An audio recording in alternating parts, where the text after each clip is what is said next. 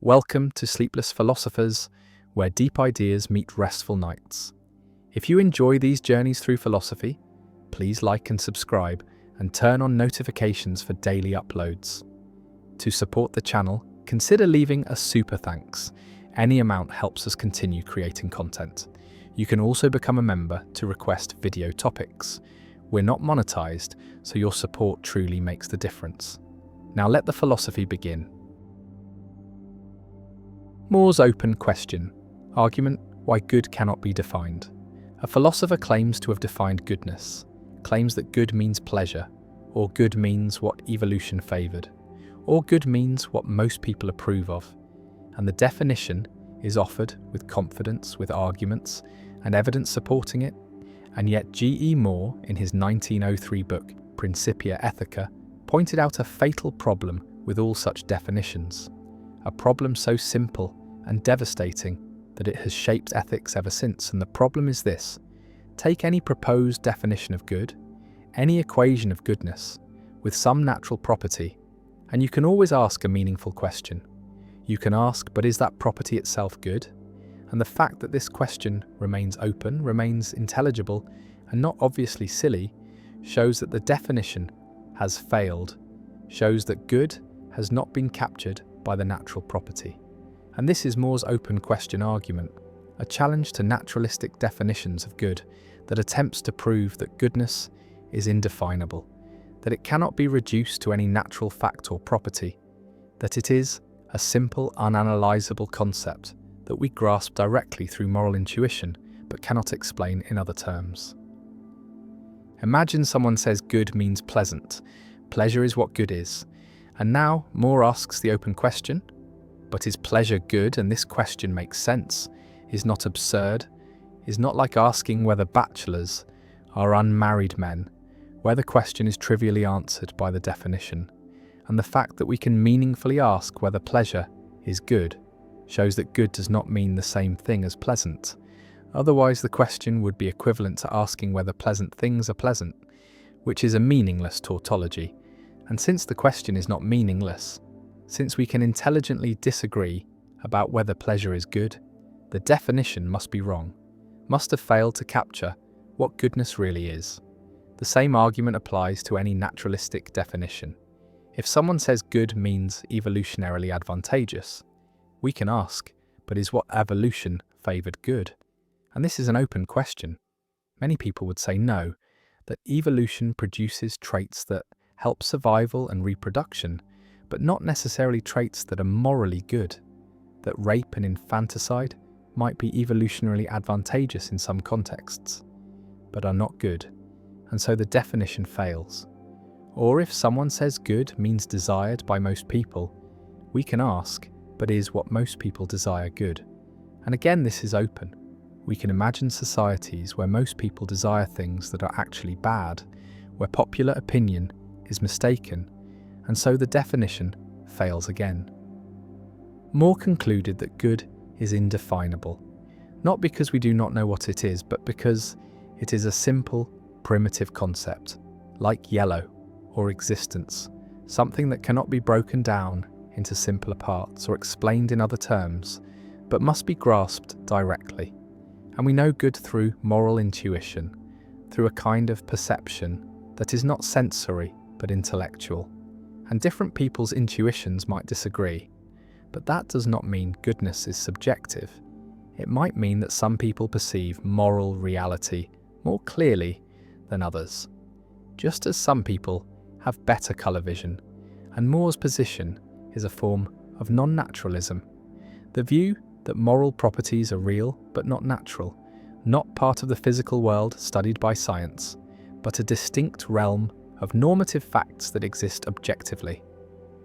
The open question argument has generated enormous controversy. Critics argue that it proves too much, that the same reasoning would show that nothing can be defined, because for any definition, we can ask an open question. If water is H2O, we can ask, but is H2O water? And before we learned the chemistry, this question was open. People could meaningfully disagree, and yet we now accept that water is H2O as a correct identity. Not a definition of meaning, but an empirical discovery, about what water turns out to be. And perhaps good is like this. Perhaps good is identical to some natural property, not as a matter of meaning, but as an empirical fact about what goodness turns out to be. And the open question shows only that we have not yet discovered which natural property good is, not that no such property exists. Others argue that the open question argument assumes too much about how meaning works, assumes that if two terms mean the same thing, then they must be obviously synonymous. But this is false.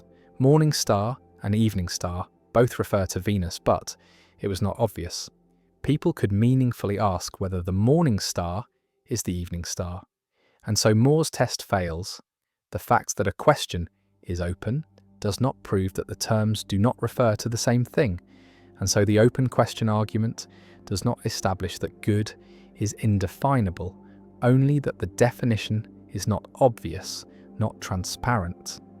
And this leaves room for naturalistic theories that identify goodness with some natural property as an empirical discovery rather than a conceptual analysis. Visualize Moore's argument as a test applied to proposed definitions. Each definition is presented, good equals X, and Moore applies the test. He asks, is X good? And if the question is intelligible, if it makes sense to ask, if competent speakers can understand the question and disagree about the answer, then the definition fails. X does not capture what good means. And Moore applies this test to definition after definition. Hedonism says good equals pleasure. Moore asks, is pleasure good? The question makes sense. Test failed.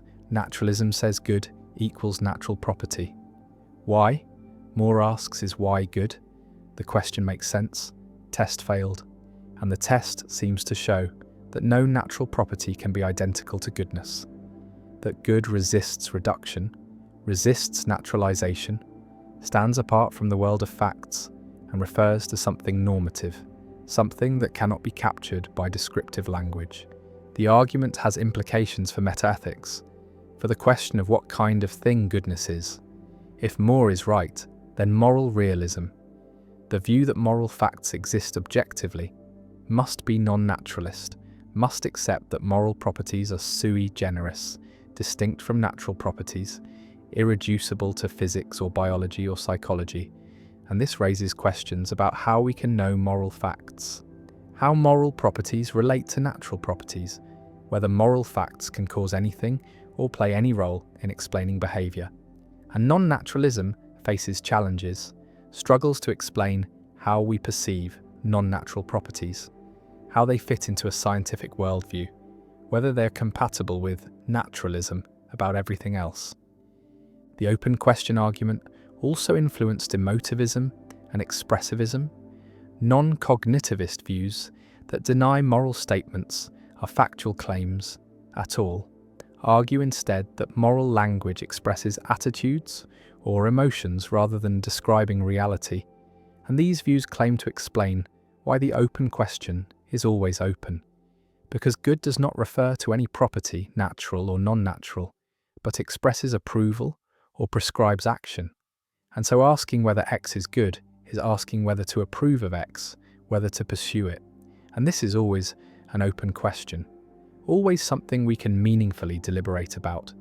But the non-cognitivists deny Moore's conclusion, deny that goodness is a real property we intuit, argue instead that moral language has a different function, is not in the business of describing reality, but of expressing commitments and guiding action. Moore's argument changed the landscape of ethics, forced philosophers to take seriously the question of whether moral properties are natural or non-natural, whether moral knowledge is empirical or a priori, whether ethics can be reduced to science or remains a distinct domain, and the argument remains controversial. Some see it as a decisive refutation of naturalism. Others see it as a confusion about meaning and reference. And the debate continues, with naturalists proposing sophisticated identities between moral and natural properties, with non-naturalists defending irreducible normativity, and with non-cognitivists denying that moral language describes properties at all, and More's open question sits at the centre of these disputes. A simple test that reveals deep issues about meaning, about value, about the relationship between facts and norms, and about whether goodness is something we discover in the world or something we project onto it. And the question remains open, always open, because that is what good does. It resists definition, resists reduction, remains stubbornly normative, always inviting the question, but is that really good? And no answer closes the question, no definition settles it. And More's argument endures as a reminder that ethics is not reducible to any other domain, that the normative cannot be fully naturalized, and that goodness, whatever it is, stands apart, indefinable, and irreducible, a primitive concept that we use, but cannot explain. Olbers's paradox: why the night sky is dark when it should blaze with light. Look up at the night sky and you see darkness, scattered stars against a black background, empty space between the points of light. And this seems natural, seems obvious. The sky's dark because there are not many stars, because most of space is empty. But in an infinite, eternal universe filled with stars, this darkness becomes paradoxical, becomes something that should not exist. And this is Olbers' paradox, named after German astronomer Heinrich Wilhelm Olbers, who discussed it in 1823, though the puzzle was recognized earlier by others, including Johannes Kepler and Edmund Halley. And the paradox asks why the night sky is dark, when simple reasoning suggests it should be blazing bright as the surface of the sun in every direction. The argument proceeds as follows. If the universe is infinite in spatial extent and has existed forever, and if stars are distributed roughly uniformly throughout this infinite space, then every line of sight from Earth, extended far enough, must eventually intersect the surface of a star, because in an infinite universe, with infinite stars, every direction contains a star somewhere along that sight line, perhaps nearby or perhaps trillions of light years away, but somewhere, and so the entire sky should be covered with stellar surfaces, should glow with the brightness of a star, and there should be no dark spaces, no black background, only light. And yet we see darkness.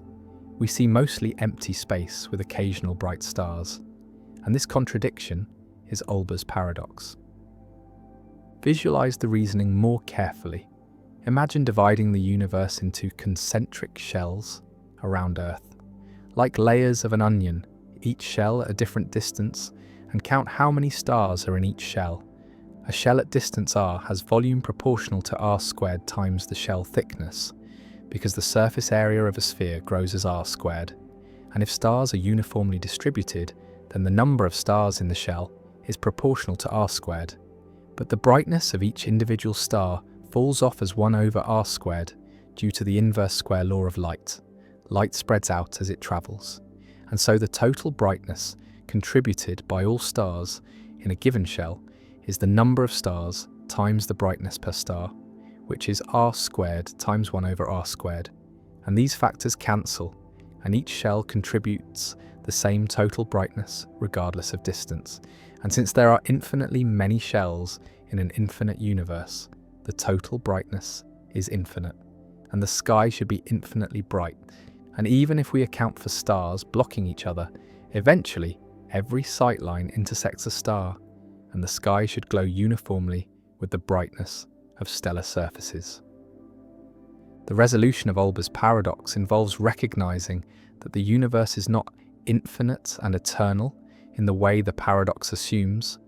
Modern cosmology tells us that the universe has a finite age, about 13.8 billion years, and light travels at a finite speed, and so we can only see light from stars within our observable horizon, stars whose light has had time to reach us.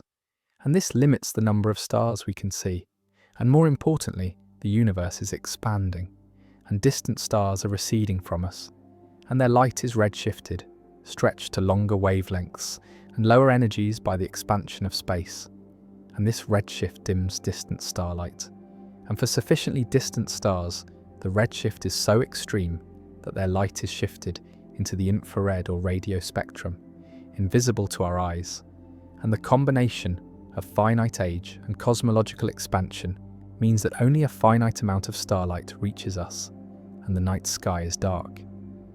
Not because stars are sparse, but because the universe has not existed long enough for light from all stars to reach us, and because expansion dims the light from distant sources.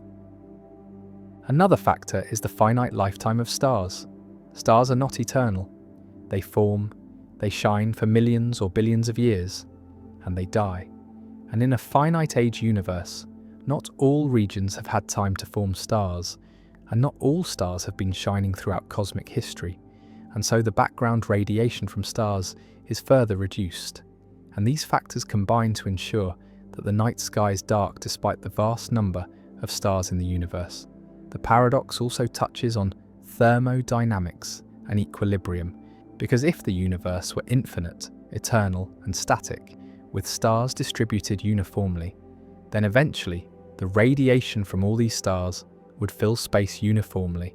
Space would reach thermal equilibrium with stellar surfaces, and everything would be at the same temperature as the surface of a star, about 6,000 degrees Kelvin, and Earth would be vaporized, life would be impossible, and the darkness of the night sky is evidence that the universe is not in thermal equilibrium, is not static and eternal, but is instead dynamic, expanding, and young.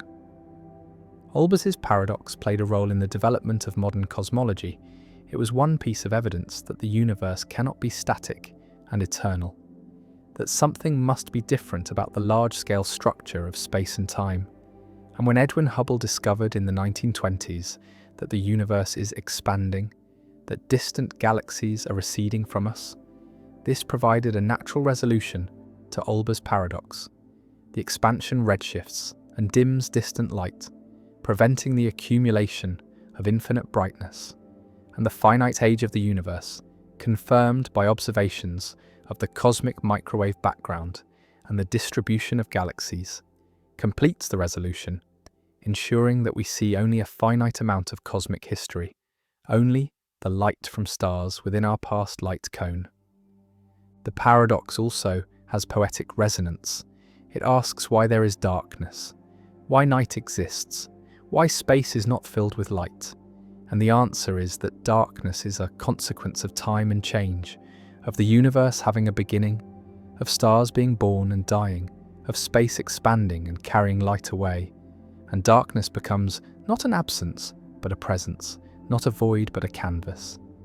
Evidence of cosmic history, evidence of the dynamic evolving universe we inhabit. And the dark night sky, far from being empty or boring, is rich with information.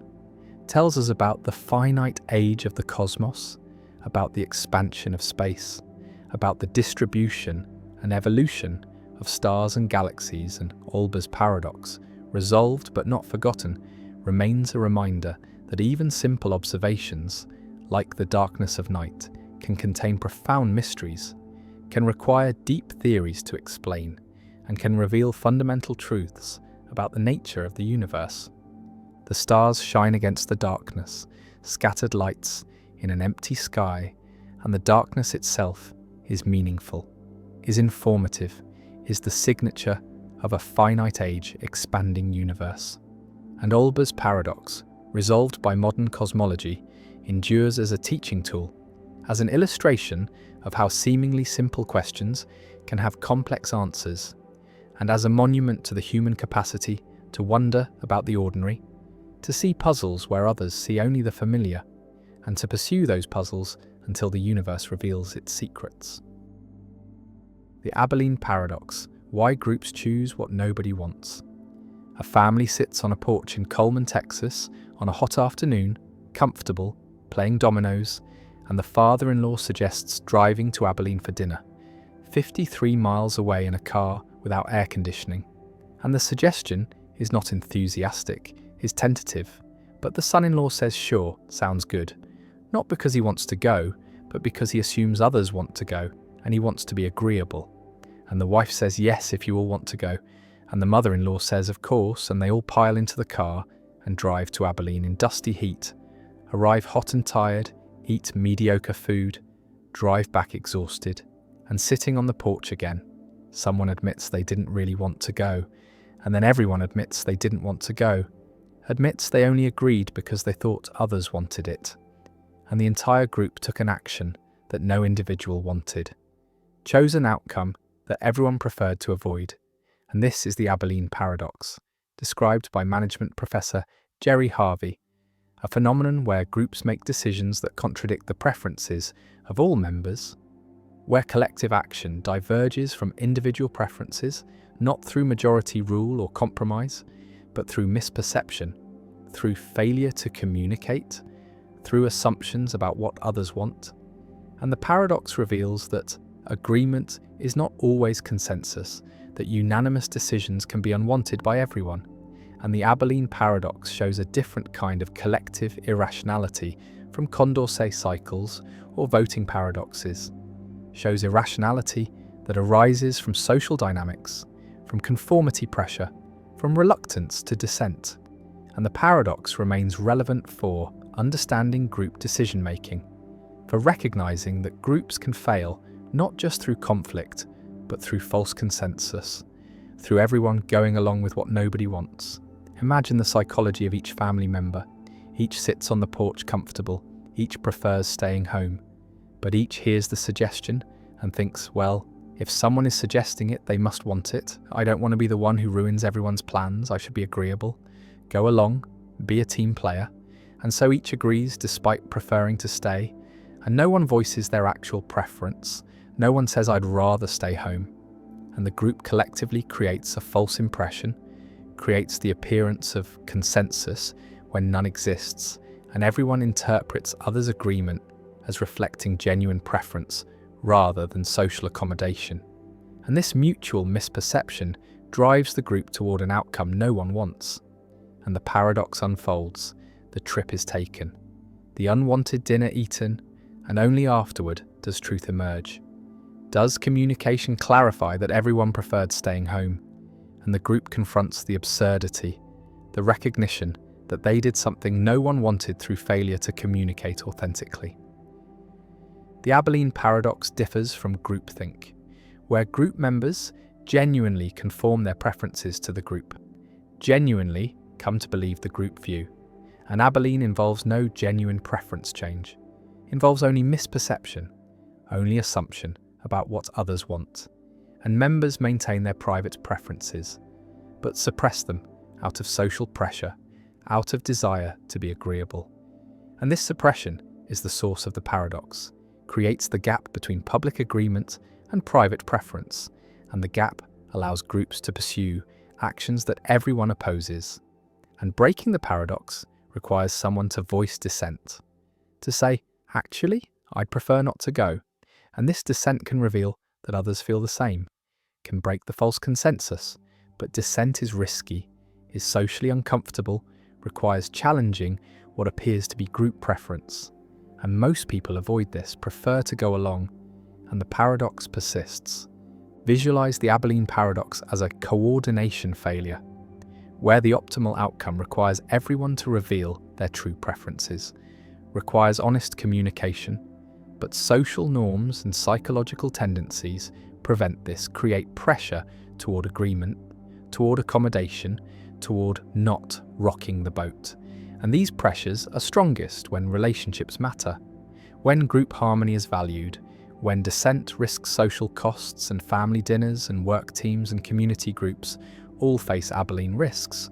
All can make decisions that no one wants, through false consensus, through failure to communicate authentically. And the paradox shows that agreement is not always good, that unanimous decisions can be wrong, that groups need mechanisms for authentic communication, need cultures that encourage dissent, need permission to disagree. One lesson from the Abilene paradox is the importance of honest communication, of creating environments where people feel safe expressing disagreement, where dissent is welcomed rather than punished. And organizations that suffer repeated Abilene paradoxes often have cultures of false harmony, have norms that discourage challenging proposals, have leaders who interpret dissent as disloyalty, and these cultures create conditions for Abilene, create pressure toward agreement, and preventing the paradox requires changing culture, requires valuing truth over harmony, requires encouraging people to voice concerns. And this is difficult, requires conscious effort, requires leadership that models disagreement, that rewards dissent, that avoids shooting messengers. Another lesson is about decision-making procedures, about how groups can avoid Abilene through structured processes, through anonymous voting, through devil's advocate roles, through explicit checking for consensus, through asking not just who agrees, but who disagrees and why. And these procedures create space for dissent, create permission to voice opposition, and reduce pressure toward false consensus. And effective groups use these procedures systematically, build them into decision-making, recognize that surface agreement may hide opposition, and these procedures are especially important for high-stakes decisions, for commitments that are costly to reverse. And the trip to Abilene is costly, is unpleasant for everyone, and could have been avoided with better communication. The Abilene paradox also appears in organizational settings, in corporations where teams pursue strategies that no one really supports, in committees that adopt policies no member wants, in groups that invest in projects everyone privately doubts. And these organizational Abilenes are costly, waste resources, damage morale, produce outcomes that serve no one's interests. And preventing them requires organizational awareness, requires training people to recognize Abilene dynamics, requires creating cultures where speaking up is safe, where dissent is valued, and many organizations fail at this. Have cultures of deference, have hierarchies, where subordinates agree with superiors even when privately opposed. And these cultures are Abilene-prone, create repeated paradoxes, and organizational effectiveness requires breaking these patterns. Some argue that the Abilene paradox is overstated, that genuine cases are rare, that most group decisions reflect genuine preferences of at least some members, and while everyone agreeing despite everyone opposing is uncommon, partial Abilene is more common, where some members oppose but remain silent, and the group pursues a course that a vocal minority supports while a silent majority opposes. And this partial Abilene is still problematic, still produces suboptimal outcomes, and preventing it still requires encouraging dissent, requires creating safety for opposition. The paradox also raises questions about responsibility, about who is responsible when groups make decisions no one wants. And the answer is everyone and no one. Everyone contributed through silence, through false agreement, through failure to voice opposition, but no one individually caused the outcome. No one individually chose wrongly. Each made a reasonable social decision to accommodate perceived group preferences. And the collective outcome is worse than any individual action merited. And this shows how social dynamics can produce results that exceed individual culpability, can create group failures that no individual intended. And avoiding such failures requires collective awareness, requires group-level solutions, requires changing communication patterns and decision procedures. The family sits on the porch afterward, hot and tired and annoyed, and someone admits they didn't want to go, and the admissions cascade. And everyone realizes the absurdity, realizes they collectively did something no one wanted, and the Abilene paradox is revealed, and laughter mixes with frustration, and the lesson is learned. The importance of honest communication, the danger of false consensus, the need to voice dissent, and the paradox remains a permanent reminder that groups can fail not just through conflict, but through excessive agreeableness, through mistaken assumptions about others' preferences, through social pressures that suppress authentic communication, and the Abilene paradox endures as a cautionary tale about group decision-making, a demonstration that agreement is not always consensus, that unanimous decisions can be wrong, and that preventing collective irrationality requires creating environments where dissent is safe, where truth is valued over harmony, and where groups communicate authentically rather than accommodating falsely. Richard's paradox. In 1905, the French mathematician Jules Richard discovered a paradox that strikes at the heart of how language and mathematics interact, revealing that certain kinds of definitions can generate contradictions no matter how carefully they're constructed. Consider the set of all real numbers that can be defined in a finite number of words using the English language. And this set seems reasonable at first because most numbers we ever think about can be described in some way. Pi is the ratio of a circle's circumference to its diameter. The square root of 2 is the length of the diagonal of a unit square, and so on. Since there are only finitely many words in the English language and only finitely many ways to arrange them into sentences of any given length, there can only be countably many such descriptions, which means there are only countably many real numbers that can be defined in this way.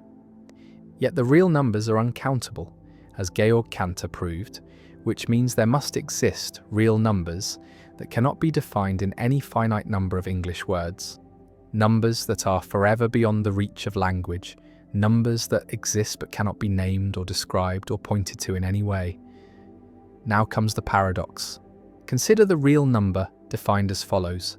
Let it be the first real number in the set of all real numbers that cannot be defined in a finite number of English words, arranged in some standard ordering, such as numerical order. This definition appears to successfully define a specific real number, and the definition itself uses only a finite number of English words, which means the number it defines belongs to the set of numbers that can be defined in a finite number of words, but the definition explicitly states that the number belongs to the set of numbers that cannot be defined in a finite number of words, and so the contradiction emerges, sharp and unavoidable. If the number can be defined, then it does not belong to the set of undefinable numbers, but the definition picks it out precisely as a member of that set. And if it cannot be defined, then the definition fails to refer to anything at all, and yet the definition seems perfectly coherent, grammatically correct, and mathematically precise. Richard's paradox exposes a fundamental problem with the concept of definability, the idea that we can cleanly separate describable objects from indescribable ones, because the act of describing the indescribable creates a loop that collapses into contradiction. Some logicians argue that the phrase cannot be defined in a finite number of words is itself vague or improperly formalized, that it mixes informal natural language with formal mathematical concepts in a way that generates confusion, and that a more rigorous treatment would prevent the paradox from arising. Others suggest that the paradox reveals a hierarchy in language, that definitions must be made within specific formal systems, and that talking about all possible definitions requires stepping outside the system into a meta-language, and that mixing these levels is where the contradiction appears. Alfred Tarski developed this idea into a full theory of truth and definability, showing that no language can fully express its own semantic concepts without risking paradox, that truth and definability must always be relativized to a particular formal system, and that higher order languages are needed to talk about lower order ones. Richard's paradox also influenced the development of computability theory, because the question of whether a number can be defined in a finite number of words is closely related to whether it can be computed by a finite algorithm, and paradoxes like Richard's helped clarify the distinction between computable and non-computable reals.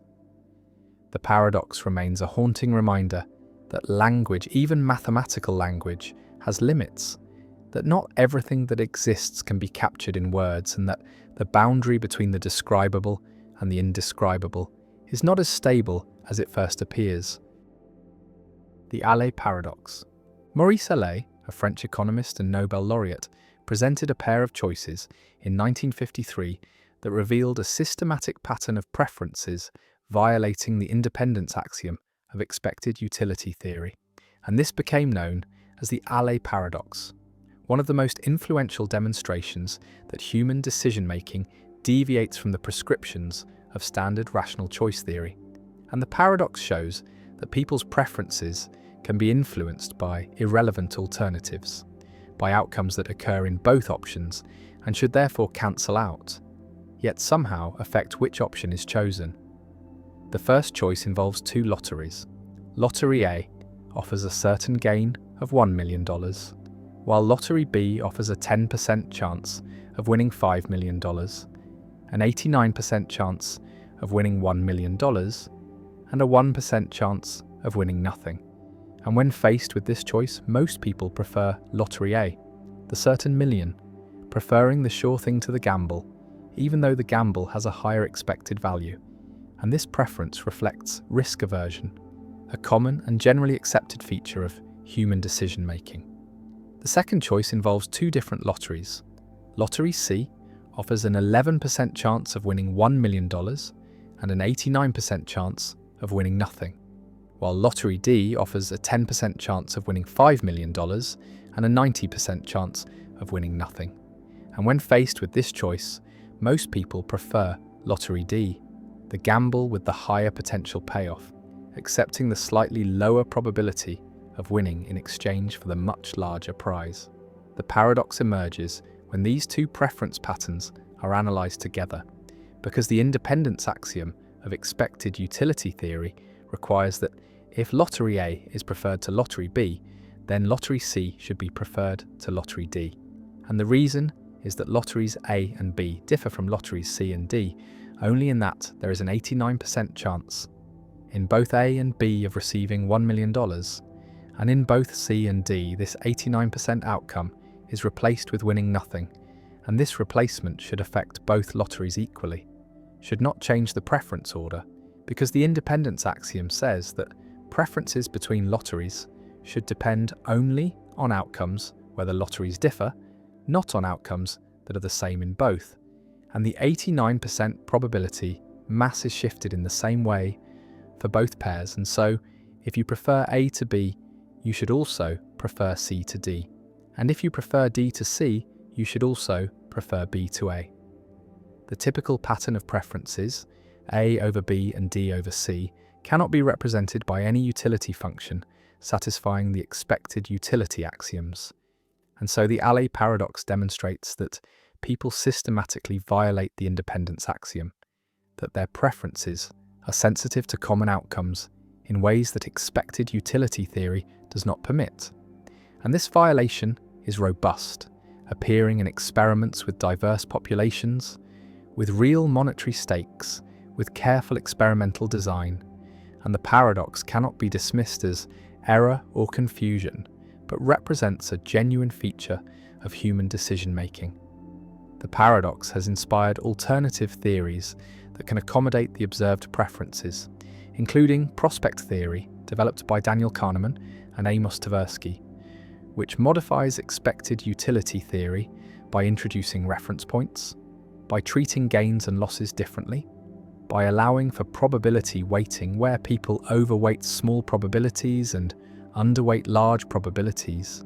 And these modifications can explain the Allais preferences, because in the first choice, the certainty of $1 million receives extra weight, making Lottery A more attractive, while in the second choice the small probabilities are overweighted, making the 10% chance of $5 million in Lottery D seem more appealing than the 11% chance of $1 million in Lottery C. Other theories include regret theory, where people anticipate the regret they would feel if they made the wrong choice. And this anticipated regret influences preferences in ways that violate independence, because the certain million in Lottery A avoids the regret of choosing the gamble and losing everything, while the choices between C and D do not have this asymmetry. And rank-dependent utility theory, which generalizes expected utility by allowing the utility of lotteries to depend not just on outcomes and probabilities, but on the rank ordering of outcomes, and this allows for preferences that violate independence while maintaining other desirable properties. The Allais paradox raises normative questions about rationality.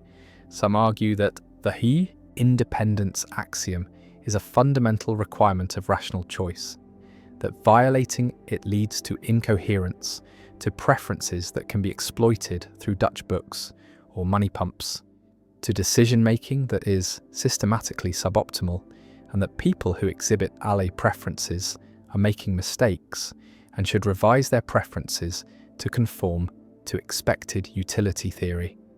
While others argue that the independence axiom, while mathematically convenient, is not a necessary condition for rationality, that it does not capture important aspects of how people value uncertain prospects, that preferences like those in the alley paradox reflect legitimate concerns about certainty, regret, and the context of choice, and that we should revise our normative theories to accommodate these preferences rather than dismissing them as irrational. The paradox also has practical implications for economics and policy, because if people systematically violate independence, then markets may not function as standard theory predicts. Risk preferences may be context-dependent. Insurance and investment decisions may be influenced by framing effects, and policies designed to maximize expected utility may not align with what people actually prefer. And understanding these deviations from expected utility helps explain phenomena like the equity premium puzzle, the disposition effect, and other anomalies in financial markets and economic behavior. The lotteries sit before you, the choices must be made, and your preferences, revealed through your choices, tell a story about how you value certainty and risk, about how you weigh probabilities and outcomes, and the story violates the axioms of rational choice, violates the clean mathematical structure of expected utility theory, and yet the choices feel reasonable, feel justified, feel like they reflect something important about value and uncertainty that the theory misses, and the paradox persists. The gap between theory and behavior remains. The independence axiom is violated again and again in experiments and in life, and decision theorists must choose. Either insist that the axiom is normatively binding and that violators are irrational, or acknowledge that the axiom is too strong, that rational choice is more complex than expected utility allows, and that new theories are needed to capture the richness of human decision-making. And the Allais paradox remains a landmark, a decisive demonstration that classical rational choice theory does not fully describe or prescribe human behavior, a challenge that spawned new theories and new research programs, and a reminder that rationality is contested, that what counts as a reasonable choice depends on assumptions and frameworks that are themselves open to question, and the lotteries remain, the choices remain, the preferences remain, and the paradox endures, unsolved in the sense that no consensus has emerged about whether the preferences are rational or irrational, about whether we should revise our theories or our preferences, about whether independence is a negotiable axiom or a non-negotiable requirement. And the debate continues.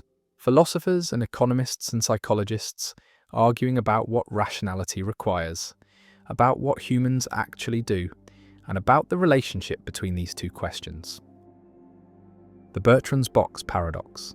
3 identical boxes sit before you, each containing 2 coins. The first box contains 2 gold coins, the second box contains 2 silver coins, and the third box contains 1 gold coin and 1 silver coin. And you cannot see inside the boxes, cannot distinguish them from the outside. And a box is chosen at random and opened, and 1 coin is drawn from it, also at random, and the coin turns out to be gold. And now a question is posed that seems simple, but leads to surprising confusion. What is the probability that the other coin in the same box is also gold? And the intuitive answer that most people give is 1/2, reasoning that since the drawn coin is gold, the box cannot be the one with 2 silver coins. So it must be either the box with 2 gold coins or the box with 1 gold and 1 silver. And these 2 possibilities seem equally likely, and so the probability that the other coin is gold should be 1/2. But this reasoning is wrong. The correct answer is 2/3, and this is Bertrand's box paradox. Named after Joseph Bertrand, who who presented it in 1889, a puzzle in conditional probability that reveals how easily intuition misleads when reasoning about random processes and conditional information. The error in the intuitive reasoning lies in treating the two remaining boxes as equally likely, but they are not, because the probability calculation must account for how the gold coin was observed, must condition not just on which box was chosen, but on which coin was drawn. And the key insight is that there are 3 gold coins in total, 2 in the first box and 1 in the third box, and the drawn coin is equally likely to be any of these 3. And if the drawn coin is one of the 2 from the first box, then the other coin in the same box is also gold, while if the drawn coin is the one from the third box, then the other coin is silver. And since 2 of the 3 equally likely possibilities lead to the other coin being gold, the probability is 2/3, not 1/2. Another way to see the solution is to consider all possible outcomes. There are 6 coins in total, labelled gold 1 and gold 2 in the first box, silver 1 and silver 2 in the second box, and gold 3 and silver 3 in the third box, and each coin is equally likely to be the one drawn, and we're told that a gold coin was drawn, which eliminates silver 1, silver 2 and silver 3, leaving gold 1, gold 2 and gold 3 as equally probable. And if gold 1 was drawn, then the other coin in the same box is gold 2. If gold 2 was drawn, then the other coin is gold 1. And if gold 3 was drawn, then the other coin is silver 3. And so in 2 of the 3 cases, the other coin is gold, giving a probability of 2/3. The Bertrand box paradox is structurally similar to other probability puzzles, like the Monty Hall problem and the 3 prisoners problem, where conditioning on partial information updates probabilities in non-obvious ways, where the process by which information is revealed matters as much as the content of the information, and where naive intuition fails to properly account for the structure of the problem, and the paradox illustrates the importance of specifying the sample space carefully, of identifying all possible outcomes and their probabilities, and of using Bayes' theorem or other formal tools to update probabilities rather than relying on informal reasoning. The paradox also raises questions about the reference class problem, about which population of events the observed outcome should be considered a member of, because the intuitive error involves thinking of the outcome as selecting a box type, either 2 gold or mixed, rather than selecting a particular coin. And this shift in reference class changes the probabilities, and the correct solution requires identifying the right reference class, the set of all coins that could have been drawn, and calculating probabilities relative to that set. Bertrand's box paradox has pedagogical value. It is often used in teaching probability to illustrate conditional probability, to show how careful reasoning differs from intuitive judgment, and to demonstrate the value of systematic methods like constructing probability trees or using Bayes' theorem. And students who understand the paradox gain insight into a common class of errors that arise from failing to properly condition on all relevant information, from treating distinct events as equiprobable when they are not, and from confusing the probability of a hypothesis given evidence with the probability of evidence given a hypothesis. The paradox also appears in variations, sometimes with coloured balls instead of coins, sometimes with different numbers of boxes or different distributions, and each. Variation tests slightly different aspects of probabilistic reasoning, but the core lesson remains the same, that conditional probabilities must be calculated carefully, that intuition is unreliable, and that formal methods are necessary to avoid systematic errors. And the paradox connects to real-world situations where similar reasoning is required. Medical diagnosis, where symptoms must be interpreted in light of disease prevalence and test reliability. Legal reasoning, where evidence must be weighed in light of prior probabilities and alternative explanations. And machine learning, where classifiers must be trained to properly account for base rates and conditional dependencies. The boxes sit on the table, indistinguishable from the outside. The gold coin gleams in your hand, and the question hangs in the air: what is the probability that the other coin is also gold? And the answer, 2/3, contradicts the intuitive 1/2. And the gap between intuition and mathematics reveals something about how we reason about chance, about how we estimate probabilities, about how we update beliefs in light of evidence. And the Bertrand box paradox remains a touchstone, a simple puzzle with a surprising answer, a demonstration that probability is subtle, that conditioning changes things in non-obvious ways, and that even questions that seem straightforward can hide complexity, can require careful analysis to answer correctly. And the paradox endures as a teaching tool, a cautionary tale, a reminder that mathematical reasoning is necessary to avoid errors that intuition cannot prevent. And the gold coin sits there, evidence that shifts probabilities, information that updates beliefs, and the calculation proceeds, formal and precise, yielding 2/3, and the intuition retreats, humbled by mathematics, corrected by careful thought.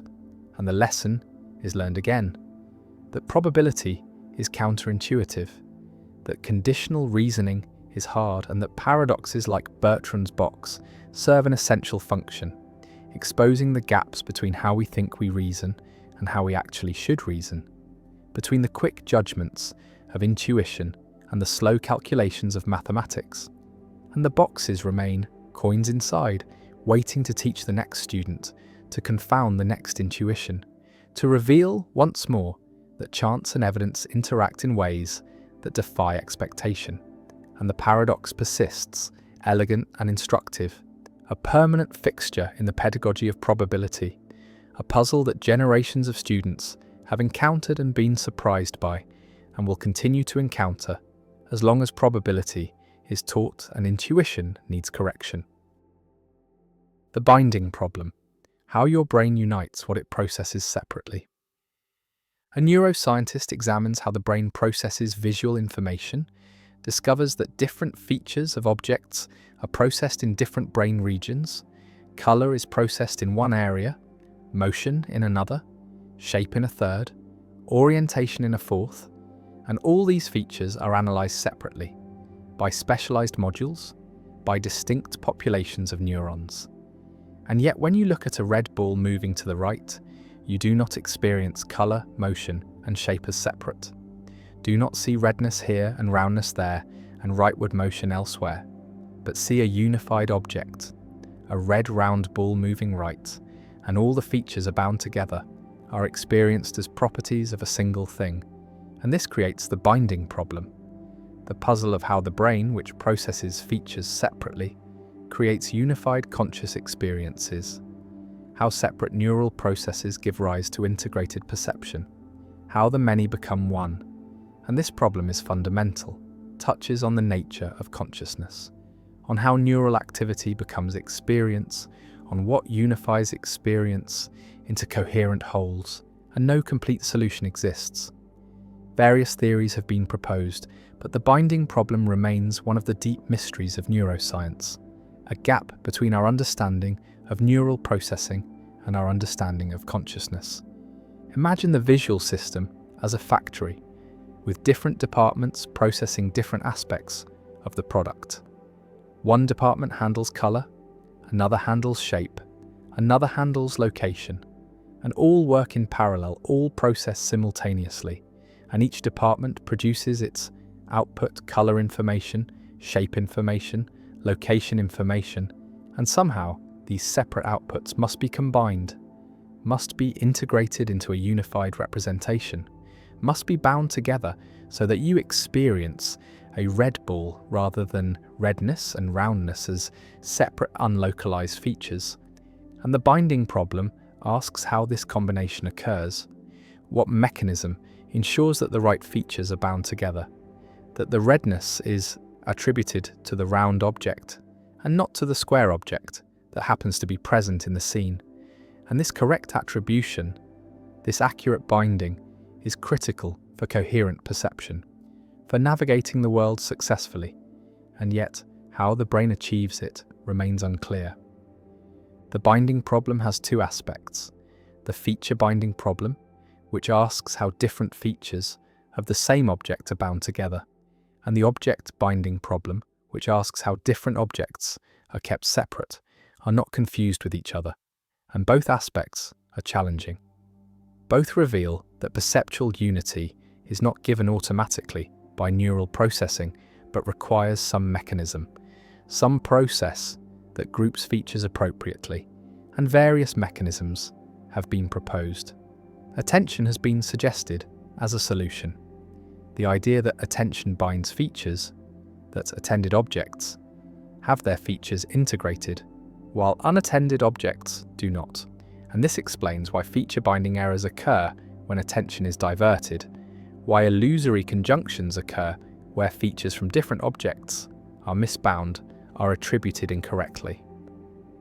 Visualize attention as a spotlight that illuminates objects one at a time, and within the spotlight features are bound, are integrated, and outside the spotlight features remain separate, are not integrated, and this attentional binding theory has some support, has experimental evidence showing that feature binding requires attention, that without attention, features can be perceived separately without being bound correctly, and illusory conjunctions are more common under conditions of inattention, supporting the idea that attention is necessary for binding. But attention cannot be the complete solution, because some binding occurs pre-attentively. Some feature integration happens automatically before attention is applied, and so attention is part of the story, but not the whole story. Another proposed mechanism is temporal synchrony, the idea that neurons representing features of the same object fire in synchrony, fire together, and this synchrony is the binding code, is what marks features as belonging together and neurons representing different objects, fire at different times or with different phases, and this temporal separation keeps objects distinct, prevents their features from being bound together. And this synchrony theory has been influential, has generated extensive research, has led to discovery of synchronized neural oscillations in visual cortex, but the theory faces challenges. It is not clear that synchrony is sufficient for binding, it is not clear that consciousness depends on synchrony, and some experiments have failed to find the predicted correlations between synchrony and perceptual binding, and the theory remains controversial. A third approach argues that binding occurs through convergence, through hierarchical processing, where features are combined in higher-level areas, and early visual areas process features separately, but project to higher areas that represent combinations, that have neurons responding to specific conjunctions of features, and these conjunction neurons represent bound objects, represent integrated wholes, and binding is achieved through this hierarchical architecture, through neurons that explicitly encode feature combinations. And this approach has support from single neuron recordings showing that higher visual areas have neurons with complex selectivity, neurons that respond to specific combinations of shape and color and motion, and these neurons could be the neural basis of bound object representations. The binding problem also connects to consciousness, because unified conscious experience seems to require binding, seems to require that separate neural processes be integrated into coherent wholes, and some theories of consciousness, like integrated information theory, make integration central, argue that consciousness arises from integrated information, from systems where different parts interact and constrain each other, and binding as a form of integration is the combination of separately processed features into unified representations.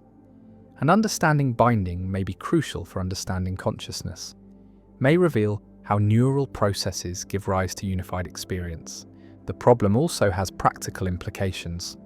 For understanding neurological conditions where binding fails, where patients see features but cannot bind them correctly, and such conditions exist. Barlint's syndrome is one example, where patients can see individual features but cannot perceive objects, cannot integrate features into wholes. And these patients provide evidence that binding is a genuine process. is not automatic, can be disrupted by brain damage, and studying these patients helps understand normal binding, helps identify the brain regions and processes necessary for feature integration. Some philosophers argue that the binding problem is really a problem about consciousness, about how physical processes give rise to subjective experience, about the hard problem, and binding is one aspect of this, is the problem of how separate neural processes give rise to unified conscious experiences. And solving the binding problem may require solving the hard problem, may require understanding how neural activity becomes experience. And this makes binding one of the deepest problems in neuroscience, a problem at the interface between neuroscience and philosophy of mind.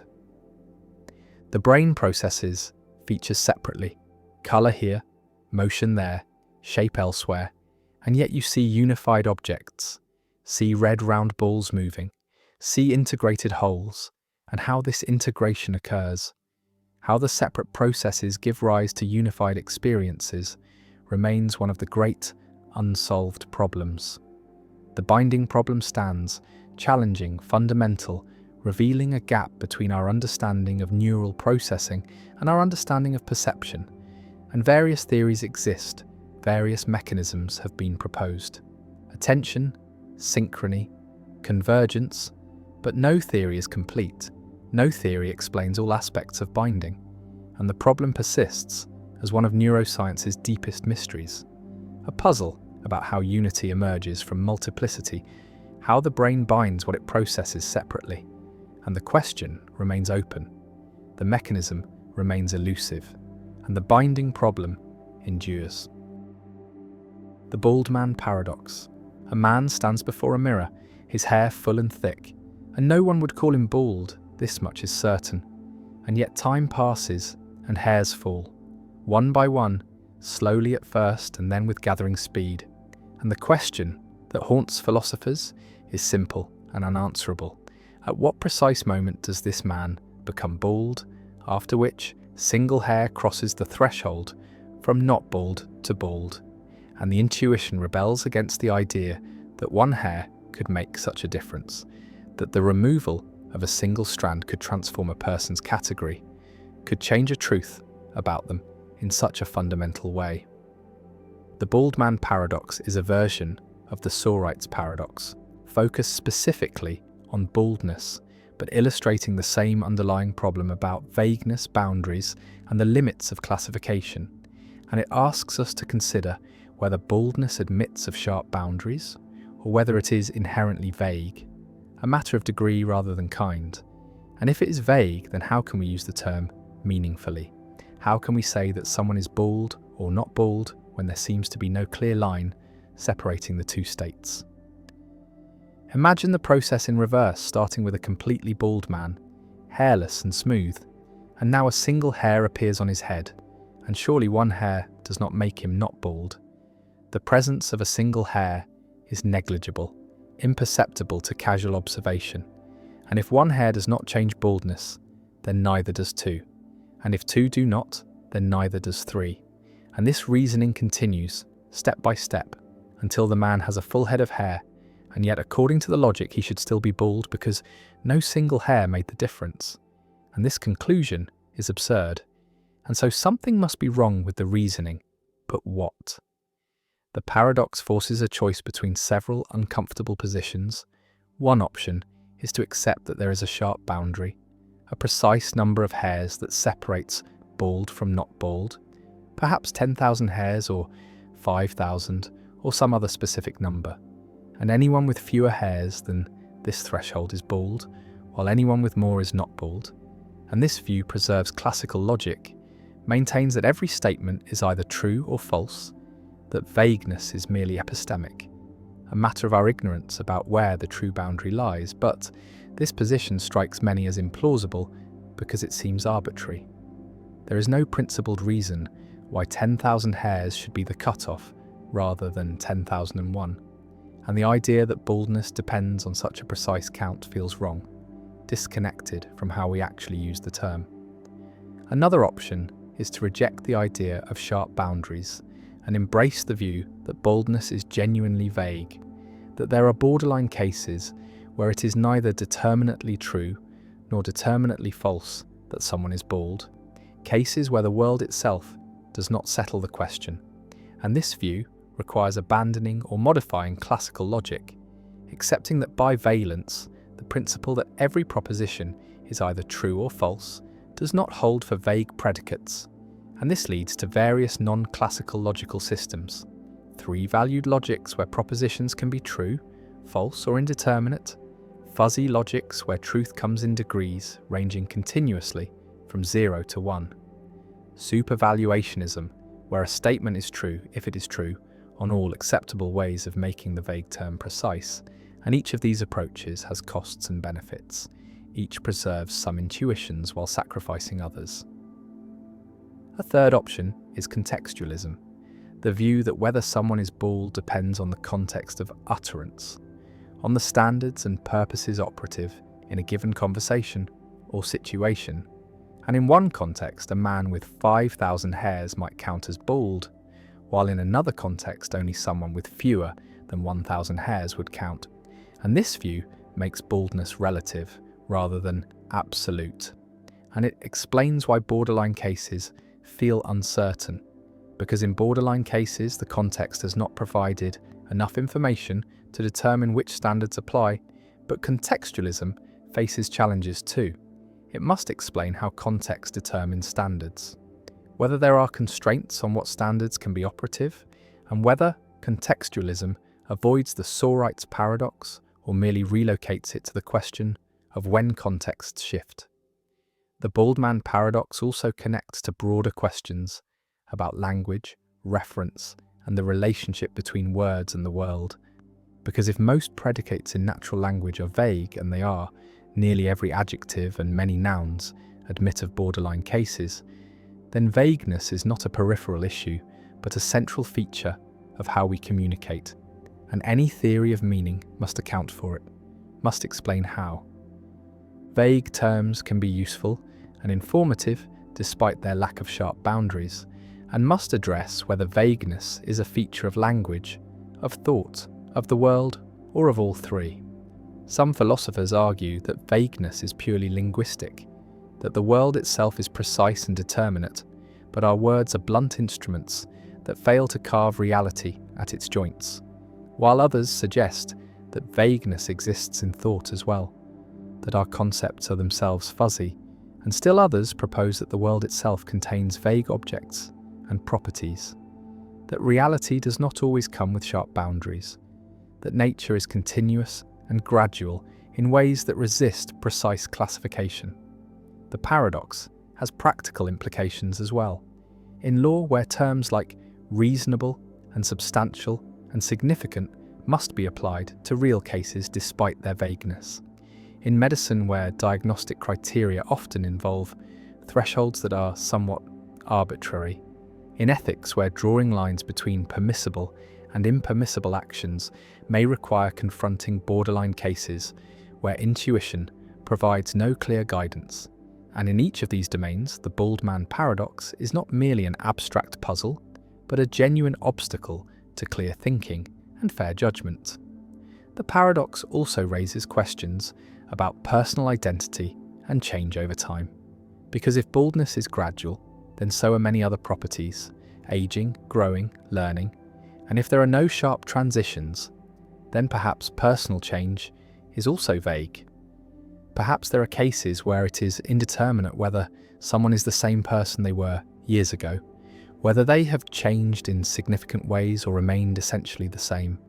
And this connects to deeper issues about persistence, continuity, and what it means to endure through time.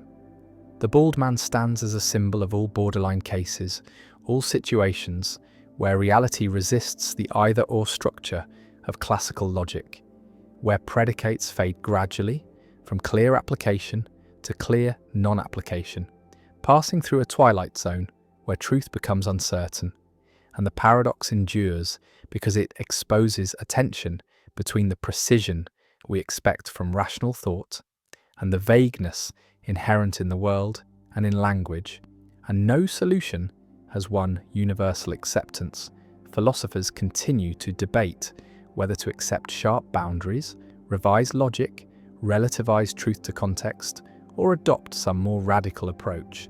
And the bald man remains poised between categories. Neither clearly bald nor clearly not bald in the borderline cases, a living embodiment of the limits of definition, a reminder that the world does not always cooperate with our desire for clarity, and that some questions may have no determinate answer, not because we lack knowledge, but because the questions themselves presuppose a precision that reality does not provide. And the hairs fall one by one, and baldness approaches, and no single hair marks the moment of transformation, and the paradox persists, unresolved and perhaps unresolvable, a permanent feature of the conceptual landscape we must navigate, a crack in the foundations of logic that cannot be sealed. Inattentional blindness. Why a gorilla walks through your vision. Unseen. A person watches a video, follows instructions to count how many times basketball players wearing white shirts pass the ball, and they count carefully, focus on the white team, track the passes, and reach a final count. And then they are asked whether they noticed anything unusual, and they say no, nothing unusual, just basketball players passing the ball. And then they watch the video again, this time without counting, and they are shocked to see that a person in a gorilla suit walked through the middle of the scene, stopped in the center, beat their chest, and walked off.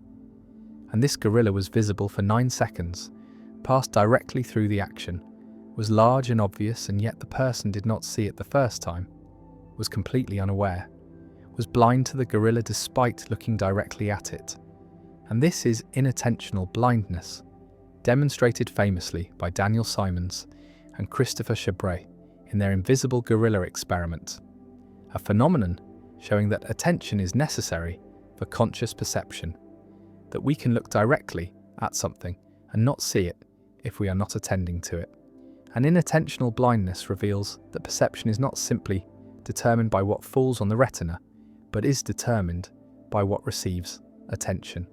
And without attention, even salient obvious stimuli can be invisible, can pass unnoticed.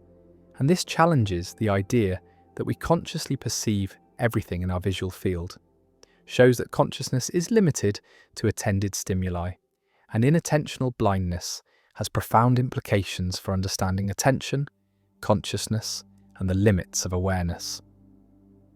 Imagine the experience from the inside.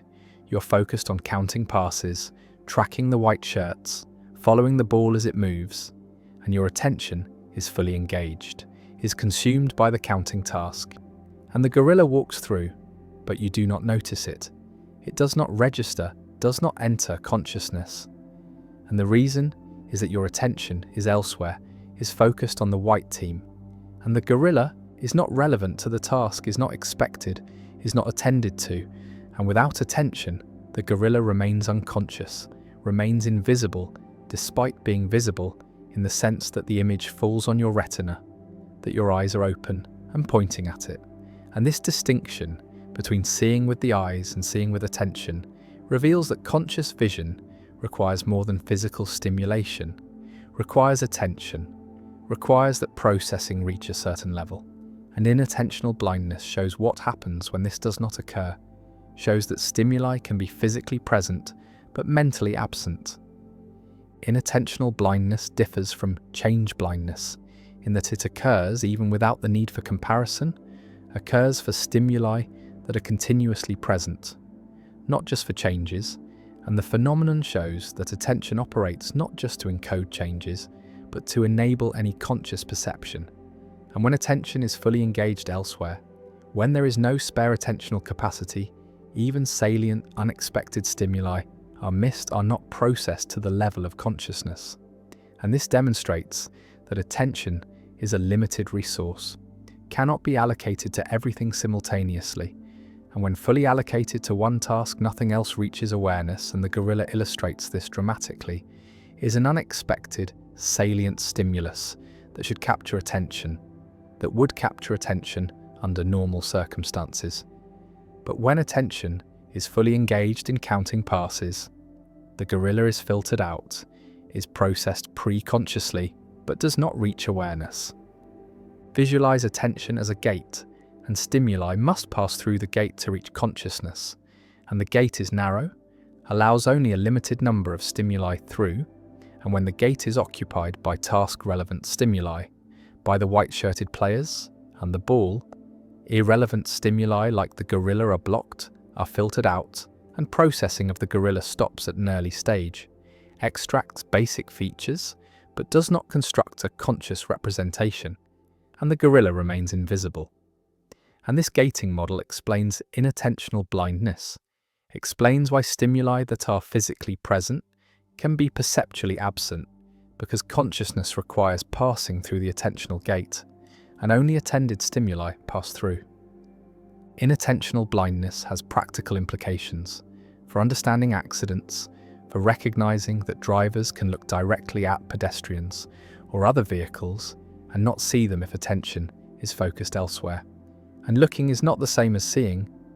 Vision requires attention, and when attention is engaged with navigation or conversation or phone use, stimuli outside the focus of attention can be missed, and this contributes to accidents, to collisions that seem inexplicable because the driver was looking, had clear sight lines, but did not see, did not notice the hazard.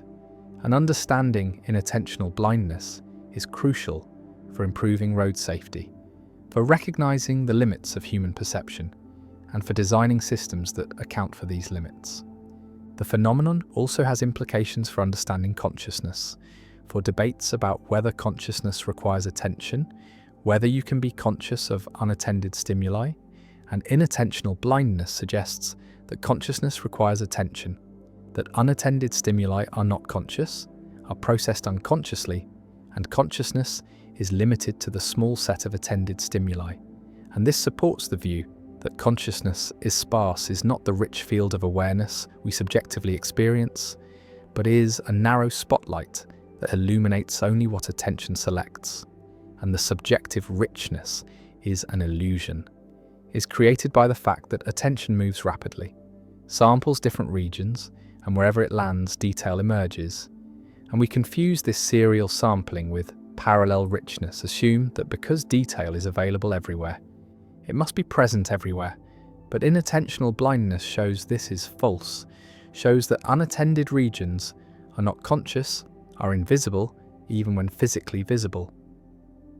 One response to inattentional blindness argues that some stimuli do capture attention automatically, do break through even when attention is engaged elsewhere, and highly salient or biologically significant stimuli like your own name or threatening faces or sudden loud noises capture attention, override current focus, and enter awareness. And this suggests that inattentional blindness is not absolute, is not a complete gate that blocks all unattended stimuli, but is a selective filter that allows some stimuli through based on salience and relevance. And the gorilla, while salient, is not personally relevant, not threatening, not expected, and so does not capture attention, does not override the counting task.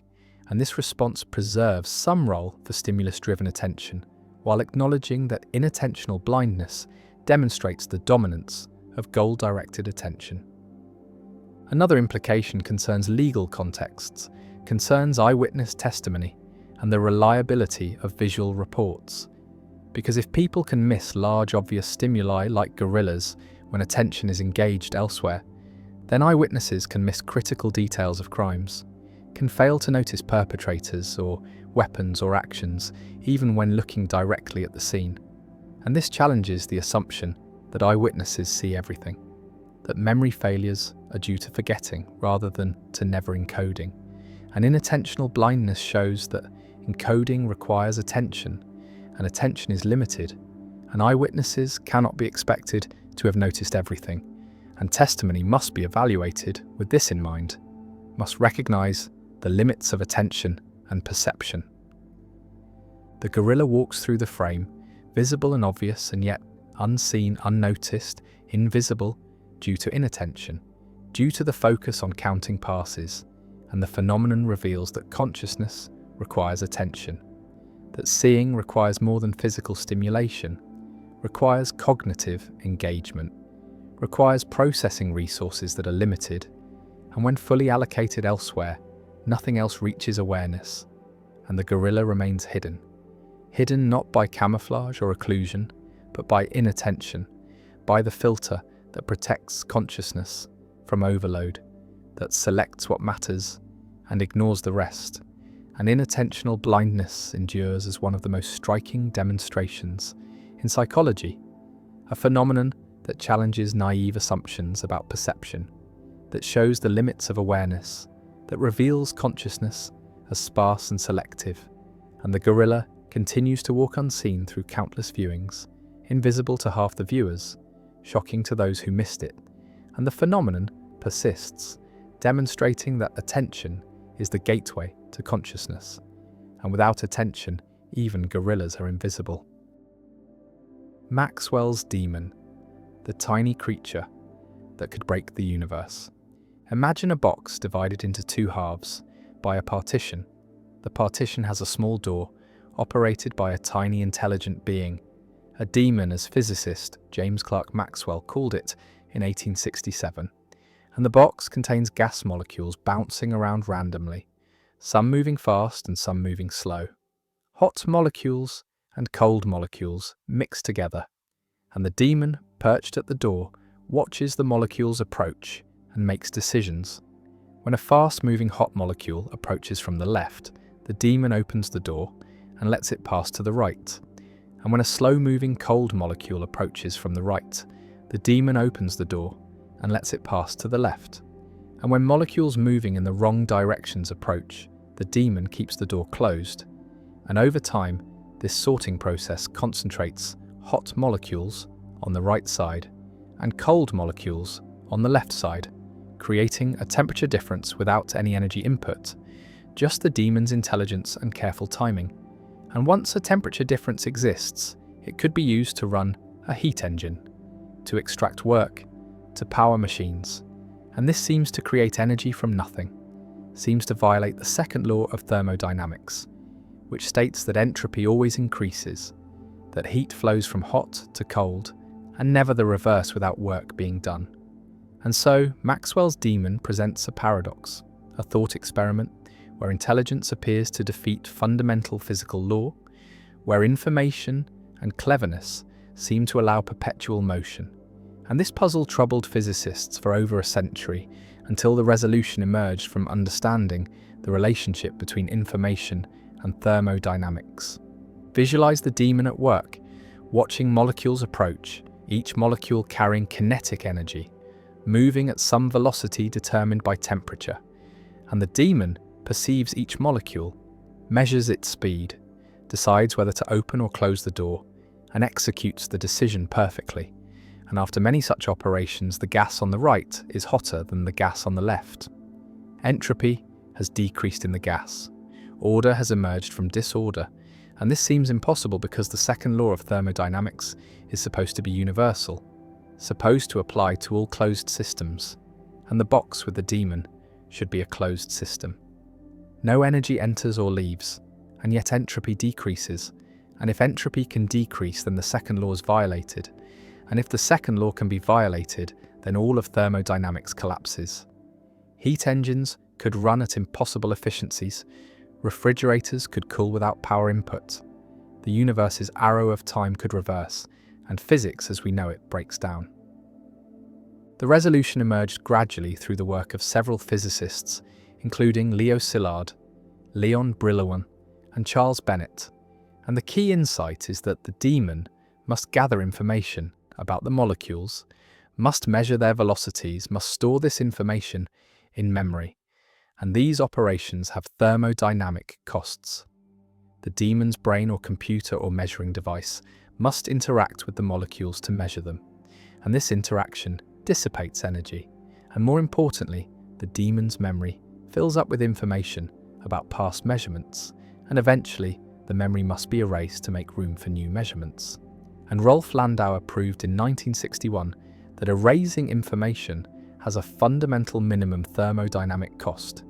Erasing one bit of information requires dissipating at least a certain amount of heat proportional to temperature.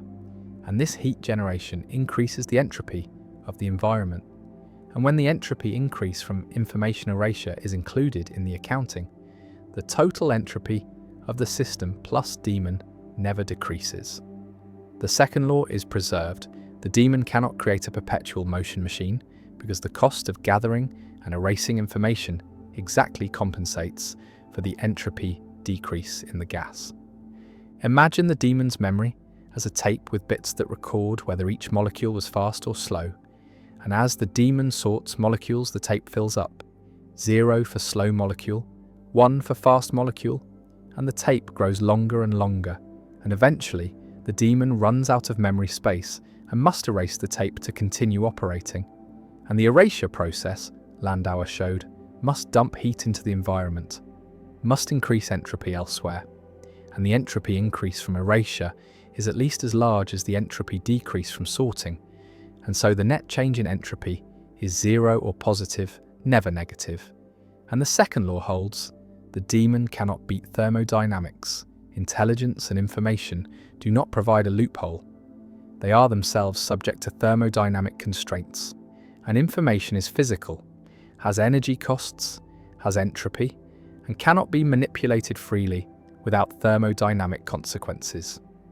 The paradox and its resolution have profound implications for computer science, for the theory of computation, for the relationship between information and physics. Because Landauer's principle establishes that computation has fundamental physical limits, that there is a minimum energy cost for irreversible operations like erasing bits, and this cost sets a lower bound on the energy consumption of any computer. And it explains why computers generate heat, why data centers require enormous cooling systems, why information processing is not free, and it unifies information theory and thermodynamics, showing that bits and entropy are connected, that forgetting information has thermodynamic consequences, that memory erasure increases disorder in the universe. Maxwell's daemon also appears in discussions of the arrow of time, the question of why time flows forward, why we remember the past but not the future, why causes precede effects. And the second law of thermodynamics provides an answer: entropy increases, and this increase defines a direction for time. And if Maxwell's daemon could violate the second law, then the arrow of time could reverse, the past and future could become symmetric, and the resolution of the daemon paradox reinforces the second law, confirms that entropy really does always increase when all systems, including observers and their memories, are accounted for. And this grounds the arrow of time in fundamental physics, connects our subjective experience of time's flow to objective thermodynamic processes. The daemon has also inspired practical research into nanoscale systems and molecular machines, because modern technology approaches the scale where Maxwell's daemon scenarios become relevant, where individual molecules can be manipulated, where quantum effects and thermal fluctuations dominate, and researchers have built experimental realizations of Maxwell's daemon using feedback control, using sensors and actuators to sort particles or extract work from thermal fluctuations. And these experiments confirm Landauer's principle, confirm that information processing has thermodynamic costs, and they explore the limits of miniaturization, the minimum size and energy consumption of computers, and the ultimate efficiency of engines and refrigerators. The tiny daemon sits at the door, watching molecules, sorting them, concentrating energy, and for a moment it seems to defeat the second law, seems to create order from chaos. But the illusion fades when the full system is considered, when the daemon's memory and the information it gathers are included, when the cost of erasure is accounted for, and the second law stands, unbroken, universal, and the daemon, far from being a threat to thermodynamics, becomes a tool for understanding it. A thought experiment that revealed deep connections between information and entropy, between computation and physics, between what we know and what we can do, and Maxwell's demon endures, not as a paradox, but as a solved problem with profound implications, a puzzle that took over a century to fully resolve, and a reminder that even the most abstract thought experiments can illuminate fundamental truths about the physical world, about the nature of information, about the limits of what is possible, and about the deep unity between different branches of physics, between thermodynamics and information theory, between entropy and knowledge. And the demon remains, a fixture in physics pedagogy, a symbol of the power of thought experiments, and a monument to the principle that information is physical, that knowledge has costs, and that nothing, not even intelligence, escapes the iron laws of thermodynamics. Hilbert's Hotel Paradox. A hotel with infinitely many rooms, each numbered with a positive integer, 1, 2, 3, and so on without end, stands fully occupied. Every room contains a guest, and yet when a new guest arrives, the manager is not concerned, does not turn them away, because infinity accommodates addition in ways that finite quantities cannot. And the manager simply asks each current guest to move to the next room. The guest in room 1 moves to room 2. The guest in room 2 moves to room 3, and so on, each guest shifting one room higher. And this process, applied simultaneously to all guests, leaves room 1 vacant, and the new arrival is accommodated without displacing anyone permanently. And this is Hilbert's Hotel, a thought experiment devised by the mathematician David Hilbert to illustrate the counterintuitive properties of infinite sets, to show that infinite collections behave in ways that violate ordinary intuition, that they can be put in one-to-one correspondence with proper subsets of themselves, that adding elements or removing elements does not change their cardinality, and that the whole is not always greater than the part when dealing with infinity.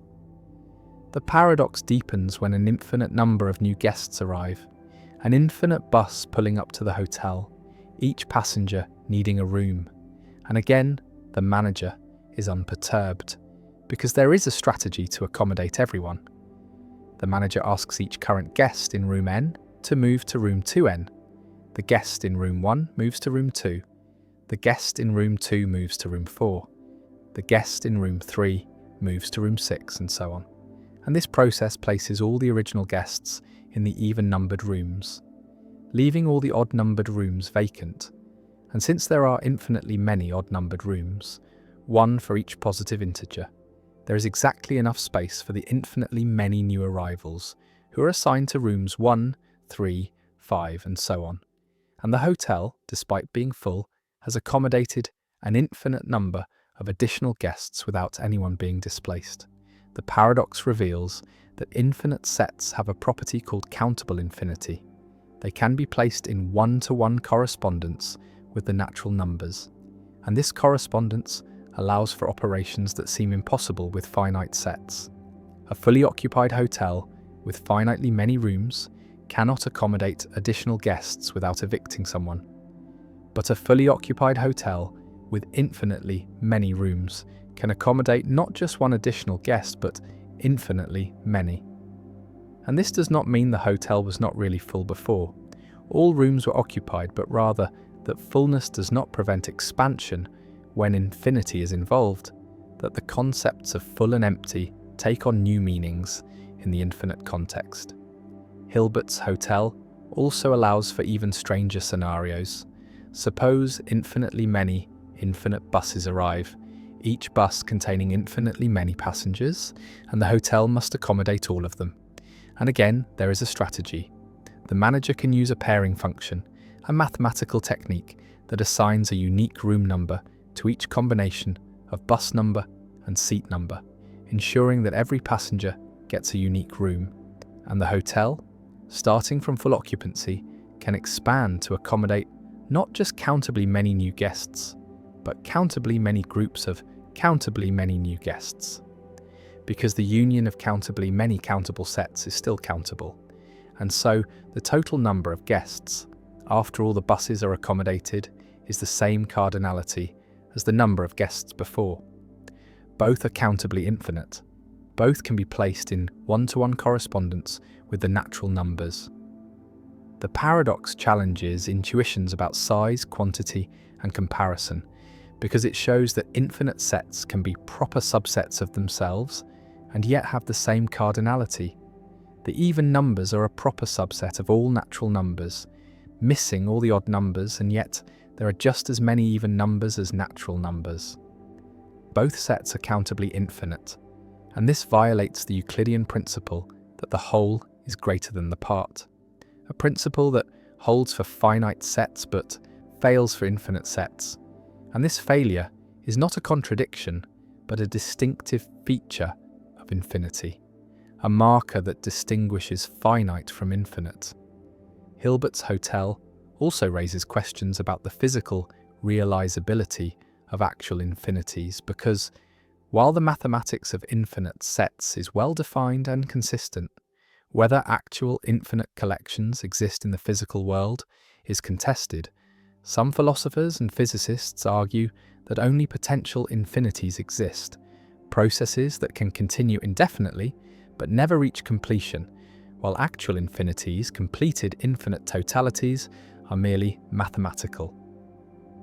Abstractions and the hotel paradox, with its fully occupied infinite structure, represents an actual infinity, and if such infinities cannot exist in reality, then the paradox is merely a mathematical curiosity without physical significance. But others argue that the universe may be spatially infinite, that time may extend infinitely into the past or future, and that quantum field theory involves infinite dimensional spaces. And if actual infinities are physically real, then the strange properties illustrated by Hilbert's Hotel may have real-world counterparts. The hotel also appears in theological discussions about divine attributes, because an omnipotent being might be thought to perform tasks that involve manipulating infinite collections. And Hilbert's Hotel shows that such manipulations are logically coherent, that infinity does not lead to contradiction, that an infinite hotel can be fully occupied and yet accommodate more guests. And this addresses worries that infinity is inherently paradoxical or incoherent, demonstrating that infinite structures follow consistent rules, even when those rules differ from finite intuitions. The hotel stands infinitely tall, infinitely long, each room numbered, each room occupied, and the new guest arrives. And there is room, always room, because infinity plus one is infinity, because infinity plus infinity is infinity, because the operations of addition and union that exhaust finite resources leave infinite resources unchanged, and the paradox reveals the strangeness of infinity, the way it defies expectation, the way it makes possible what seems impossible, and Hilbert's Hotel remains one of the most vivid and accessible illustrations of this strangeness, a story that captures in simple terms the profound weirdness of the infinite, and mathematicians use it to teach, to explain cardinality, to distinguish countable from uncountable infinities, to motivate Cantor's diagonal argument and the hierarchy of infinities. And philosophers use it to probe intuitions about existence, about the difference between actual and potential infinity, about whether the physical world contains or could contain infinite structures. And the hotel endures, a fictional place that illuminates real mathematics, a thought experiment that has become a permanent fixture in discussions of infinity, a paradox that is not a contradiction, but a revelation, a demonstration that infinity is not merely a large finite number, not merely an extension of ordinary quantity, but something qualitatively different, something that requires new concepts, new intuitions, and new ways of thinking about size, about number, about what it means for something to be more or less equal or unequal, full or empty. And the guests check in, infinitely many guests, and there is always room for more. Locke's sock paradox. John Locke, the 17th century philosopher, offered a thought experiment about identity and change that has come to be known as Locke's sock paradox. Though Locke himself discussed it in the context of broader questions about personal identity and the persistence of objects over time. And the paradox concerns a sock, or in some versions a shoe or a shirt, that is gradually repaired over years until every part of the original has been replaced. And the question arises whether it is still the same sock or whether it has become a different sock. And if it is different, then when did the transformation occur? And this puzzle is closely related to the ship of Theseus, but focuses on everyday objects and the intuitions we have about artifacts, possessions, and the things we use and care about in ordinary life. Imagine a sock that develops a hole, and the hole is darned with new thread, and later another hole appears and is also repaired, and over time the entire sock is patched and repatched, thread by thread, until none of the original material remains. And yet throughout this process the sock has been continuously in use, worn by the same person, stored in the same drawer, and at no point was there a moment when someone discarded one sock and acquired a completely new one. And so there is a strong intuition that it is still the same sock. That identity has been preserved through gradual change. That continuity of use and function matter more than continuity of material. But now consider a variation. Suppose that each time the sock is repaired, the removed material is carefully saved, and eventually someone uses all the original threads to reconstruct a sock, weaving them back together into the original pattern. And now there are two socks, one that has been continuously worn and repaired, containing none of the original material, and one that has been reconstructed from the original material, but which has not been continuously used. And which of these is the original sock? Or are both originals? Or is neither? And different intuitions pull in different directions. Some say the continuously worn sock is the original because it has never ceased to exist, because there is an unbroken chain of identity linking it to the sock that was first worn years ago, while others say the reconstructed sock is the original because it's made of the original material, because material composition is what individuates objects. And still others say that both have some claim to being the original, or that the question has no determinate answer because identity is vague or conventional. Locke used examples like this to explore the conditions of identity over time, arguing that different kinds of things have different criteria for persistence, that a mass of matter is the same mass if it has the same constituent parts, but an artifact like a sock is the same sock if it has the same functional organization, and a living organism is the same organism if it has continuity of life, and a person is the same person if they have continuity of consciousness and memory. And so identity is not a single uniform relation, but varies depending on what kind of thing is in question. The sock paradox raises questions about artifacts and their relationship to their materials, because unlike natural objects, artifacts are defined partly by their functions and purposes.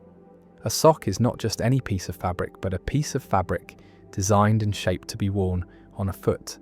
And so perhaps what makes a sock the same sock over time is not the persistence of the same material, but the persistence of the same functional structure, the same ability to serve the purpose for which it was made. And if this is right, then the continuously repaired sock remains the original, even after all its material has been replaced, while the reconstructed sock, though made of original material, is a replica rather than the original because it lacks the continuity of function and use. But this view faces difficulties too, because it seems to make identity depend on extrinsic factors, on how the sock is used and perceived, rather than on intrinsic properties. And it raises the question of whether an artifact that is stored away unused for years ceases to be the same artifact, or whether a sock that is repaired and then used for a completely different purpose, say as a hand puppet, remains the same sock or becomes something else. The paradox also connects to questions about personal attachment and sentimental value, because people often care about particular objects, not merely because of their function, but because of their history, because of the associations and memories attached to them. And so a sock that has been worn for decades may have sentimental value that a newly reconstructed sock, even if materially identical, would not have. And this suggests that identity, at least in the context of personal possessions, is partly constituted by historical and relational properties, by the role the object has played in someone's life. And this relational view of identity implies that the continuously worn sock is the original because it has the right kind of historical connection to the person who owns it, while the reconstructed sock is a mere duplicate, physically similar, but lacking the history that gives the original its significance. The sock paradox also raises issues about vagueness and borderline cases because, in practice, the transition from original to replica is not sharp. There is no precise moment when the repaired sock stops being the original and becomes something else. And so perhaps the question of whether it is the same sock admits of no determinate answer. In borderline cases, perhaps identity is vague and the law of excluded middle. The principle that for any proposition, either it or its negation is true, fails for identity statements involving gradual change. The paradox has legal and practical implications as well. In contexts where the identity of an object matters for property rights, warranties, insurance claims, or historical authentication, courts and experts must sometimes decide whether a heavily restored painting or a rebuilt car is the same object as the original or a different object. And these decisions depend on criteria that are often contested, on judgments about how much change an object can undergo while remaining itself. And these judgments reveal that identity is not always a purely factual matter, but involves normative and pragmatic considerations, decisions about what we care about and what purposes our identity judgments are meant to serve. Lockie's sock sits in the drawer, worn and repaired, a humble object that embodies deep philosophical questions, and it reminds us that persistence through time is not as straightforward as common sense suggests, that the boundaries of objects are not fixed by nature, but negotiated through concepts and practices.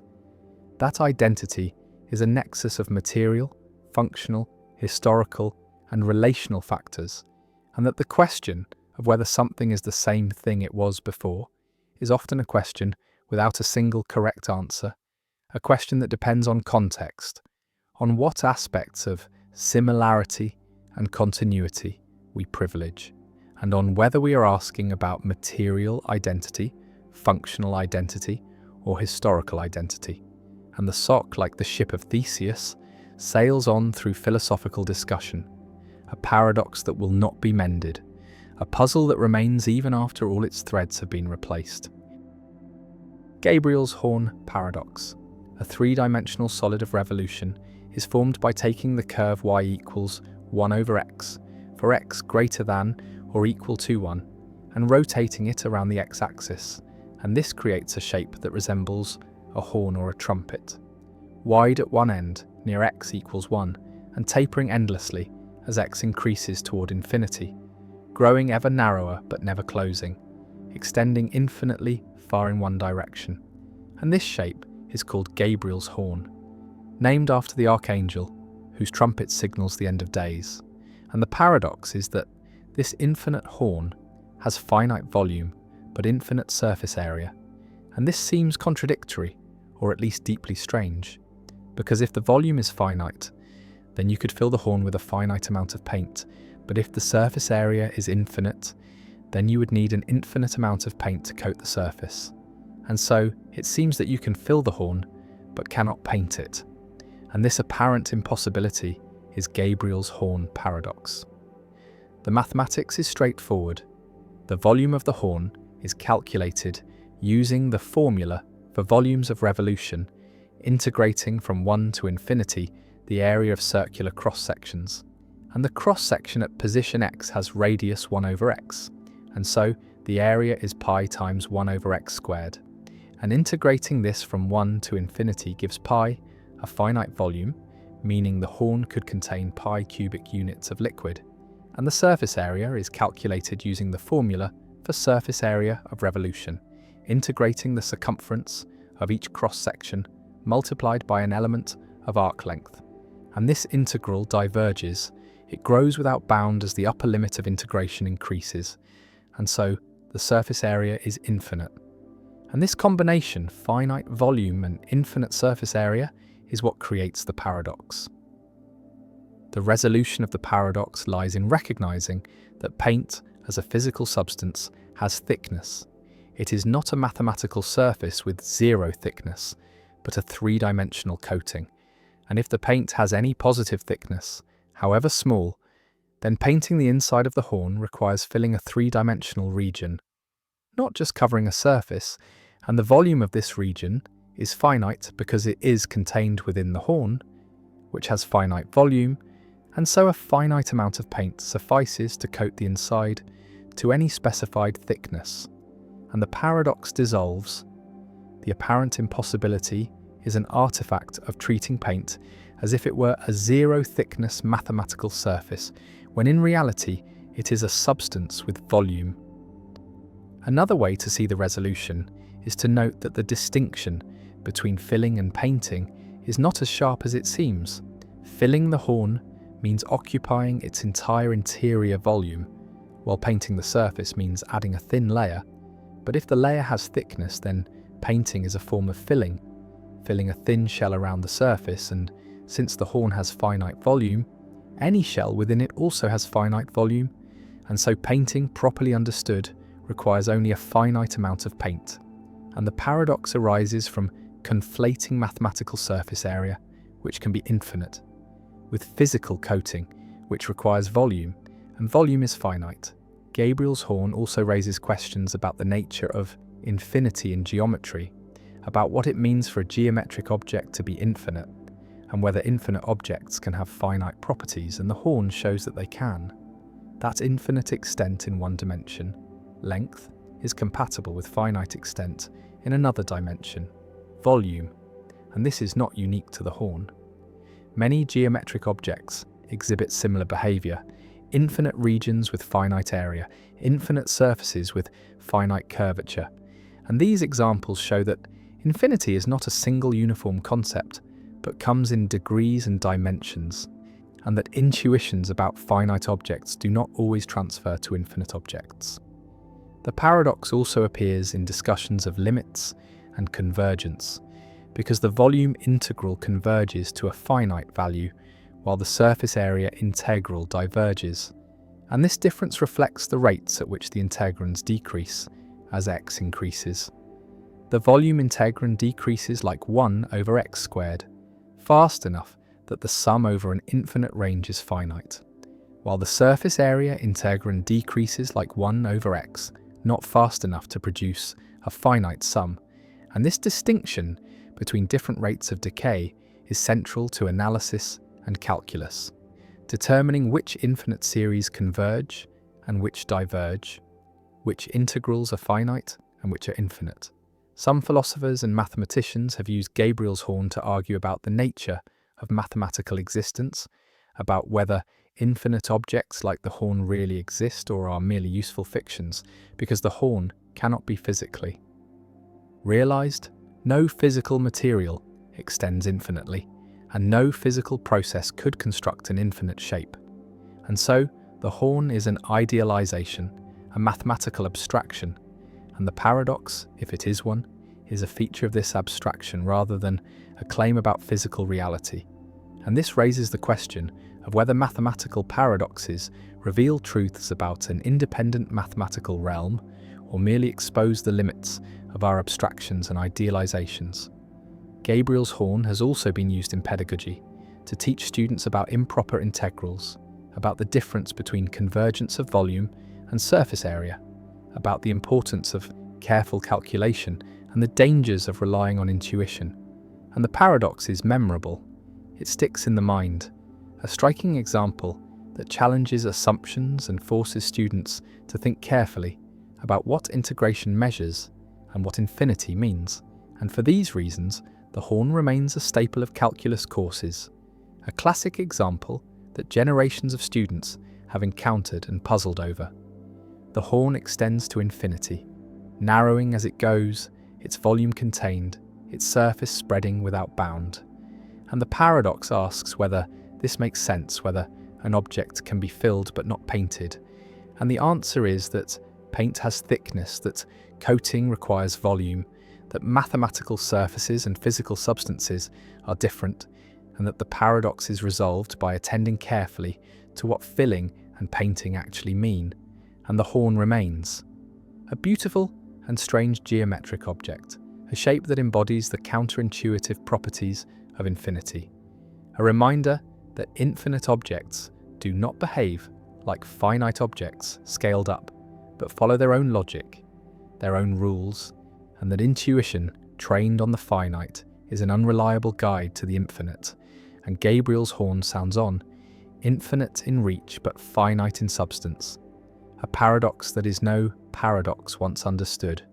A puzzle that teaches about integration, about infinity, about the relationship between mathematical idealization and physical reality, and about the need to distinguish between what can be calculated and what can be realized, between the abstract and the concrete, between the mathematical and the material.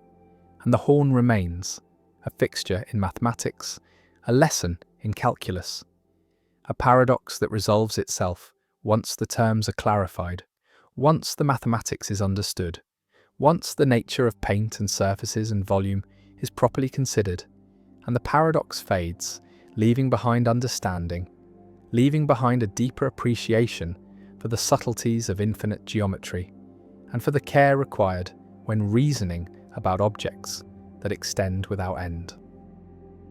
Newcomb's paradox, a being with perfect or near-perfect predictive abilities, presents you with two boxes, one transparent and one opaque. And the rules of the game are simple, but the decision is agonizing.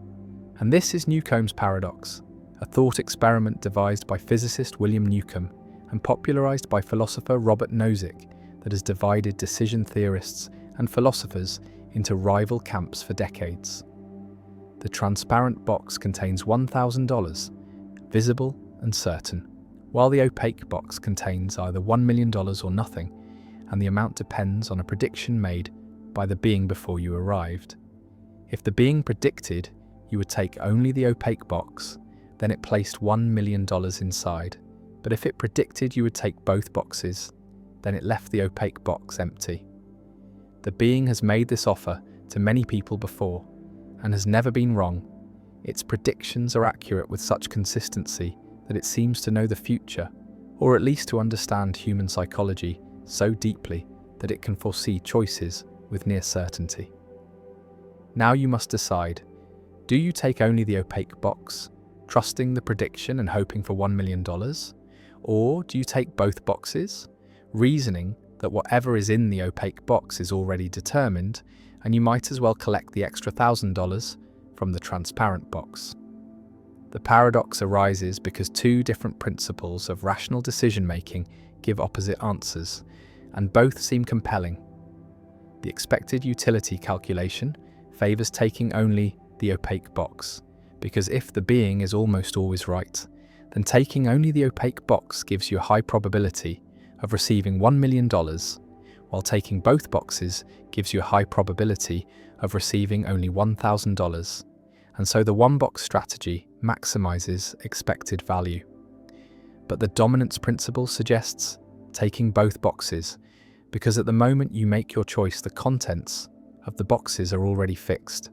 The being has already made its prediction and either placed the $1 million or not. And since the past cannot be changed, your decision cannot affect what is in the opaque box. And therefore, taking both boxes gives you $1,000 more than taking only the opaque box. No matter what the opaque box contains, and dominance reasoning says you should always choose the option that does better in every possible state of the world. The paradox forces a choice between two deeply held intuitions about rationality: the idea that rational agents should maximize expected utility, and the idea that rational agents should not leave money on the table when doing so cannot possibly make things worse. Philosophers and decision theorists remain divided. Some are one-boxers who argue that the being's predictive accuracy makes the dominance reasoning irrelevant, that the correlation between your choice and the contents of the box is so strong that you should act as if your decision causally affects the prediction, even though temporally it does not. While others are two boxers who insist that causal reasoning demands taking both boxes, that the prediction is already made and your choice now cannot retroactively change it, and that one boxers are falling prey to magical thinking, confusing correlation with causation. The paradox also touches on issues of free will and determinism, because if the being can predict your choice with perfect accuracy, then in what sense is the choice free? And if the choice is not free, then what does it mean to deliberate about it? And if determinism is true, does that undermine the concept of rational decision-making altogether?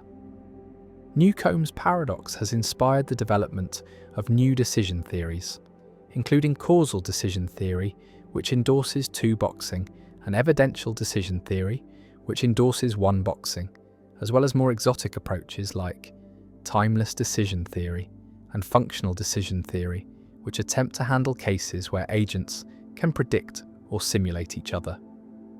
The paradox remains unresolved, a strange meeting point of probability, causation, choice, and prediction, a puzzle that reveals how little we understand about what it means to decide, and whether the principles we use to navigate an uncertain world are as solid as we believe, or whether they crumble when pressed against beings who can see through us, who know what we will do before we do it, who turn decision-making into a game where the rules themselves are in question. Moore's paradox. The philosopher G.E. Moore identified a peculiar class of statements that seem absurd or irrational to assert, even though they may be true. And these statements take the form, "It is raining, but I do not believe it is raining," or "I believe it is raining, but it is not raining." And these statements, while not logical contradictions, strike us as deeply strange, as something no rational person would say. And this strangeness is Moore's paradox, a puzzle about the relationship between belief, assertion, and truth that has implications for epistemology, the philosophy of language, and the nature of self-knowledge. Consider the statement, "It is raining, but I do not believe it is raining," and suppose this statement is true. It really is raining, and the speaker genuinely does not believe it. Perhaps they are looking out the window, but not paying attention, or they are in a state of denial. And so the two conjuncts are both true, and there is no logical contradiction. The world can be such that it is raining, and such that someone does not believe it is raining. And yet if someone asserts this statement, if they say out loud, "It is raining, but I do not believe it is raining," the assertion seems absurd, self-defeating, almost incoherent. And the absurdity does not lie in the content of the statement, which may be true, but in the act of asserting it, in the pragmatic dimension of language use. The paradox arises because assertion carries an implicit commitment to belief. When someone asserts that P they normally implicate, even if they do not explicitly state that they believe P, that they take P to be true. And so, asserting it is raining implicates that the speaker believes it is raining, but the second conjunct explicitly denies this belief. And so, the assertion, as a whole, both implicates and denies that the speaker believes it is raining. And this creates a pragmatic contradiction, a clash not between the truth conditions of the statement, but between the commitments carried by different parts of the assertion. Ludwig Wittgenstein famously analysed Moore's paradox, arguing that it reveals something important about the grammar of belief, about the way belief and assertion are related. And Wittgenstein suggested that saying, "I believe P," is not a report of an inner mental state, not a description of something going on in the mind, but rather a different way of asserting P, a way of committing oneself to P with a certain degree of caution or tentativeness. And if this is right, then I believe it is raining, but it is not raining is paradoxical because it both asserts and denies the same thing. It commits to the truth of the proposition while simultaneously withdrawing that commitment. Others have analysed the paradox in terms of rational constraints on belief and assertion, arguing that rationality requires a certain coherence between one's beliefs and one's assertions. That if you assert P, you should believe P, and if you believe P, you should regard P as true. And so asserting it is raining, but I do not believe it is raining, violates these coherence requirements. It displays a kind of epistemic irrationality, a failure to properly integrate one's assertions with one's beliefs, even if the statement itself is not logically contradictory. The paradox also has a dual form involving belief rather than assertion. Consider the statement, I believe it is raining, but it is not raining. And again, this may be true. Someone can believe something false, but believing this conjunction seems irrational, because if you believe the first conjunct, that you believe it is raining, and you also believe the second conjunct, that it is not raining, then you are aware that one of your beliefs is false, yet you continue to hold both beliefs. And this seems like a paradigm case of irrationality, holding contradictory beliefs while being fully aware of the contradiction. The more paradoxical statements reveal a kind of blindness that rational agents have about their own beliefs. You cannot rationally believe I believe P, but not P, even though this statement may be true, because believing it requires simultaneously believing P.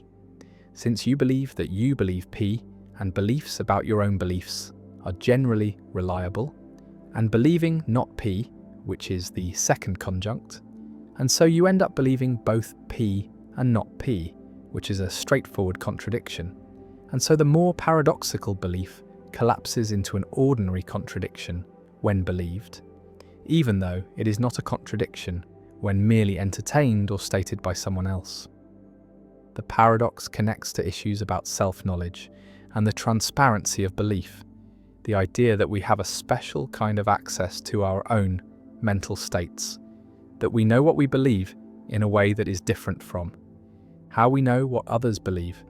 And Moore's paradox suggests that this access is not merely causal or empirical, but involves a kind of rational or conceptual connection, that there are norms governing the relationship between belief and self-ascription of belief, norms that make certain combinations of beliefs irrational even when they are not logically contradictory.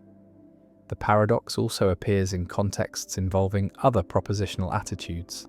There are more paradoxical statements involving knowledge, such as P is true, but I do not know it, which seem strange to assert even though they may be true. There are billions of truths that any given person does not know, and there are versions involving desire, intention, and other mental states, each revealing similar tensions between the attitude and the self-ascription of that attitude. Some philosophers have argued that Moore's paradox reveals the limits of a purely truth-conditional semantics, the view that the meaning of a sentence is fully captured by its truth conditions, by the conditions under which it is true or false. Because more paradoxical sentences have clear truth conditions, they are true when both conjuncts are true, and yet they are assertorically defective. They cannot be rationally asserted, and this suggests that meaning involves more than truth conditions, that it includes pragmatic dimensions, norms of assertion, and the commitments that speakers undertake when they use language. Others have explored formal models of Moore's paradox using epistemic logic and doxastic logic, systems that formalize reasoning about knowledge and belief. And these formal models can represent the structure of more paradoxical statements and prove that they are not logically contradictory, while also showing why they lead to incoherence when believed or asserted. And this formal work has illuminated the structure of the paradox and connected it to other puzzles in epistemic logic, such as the knowability paradox and the surprise examination paradox.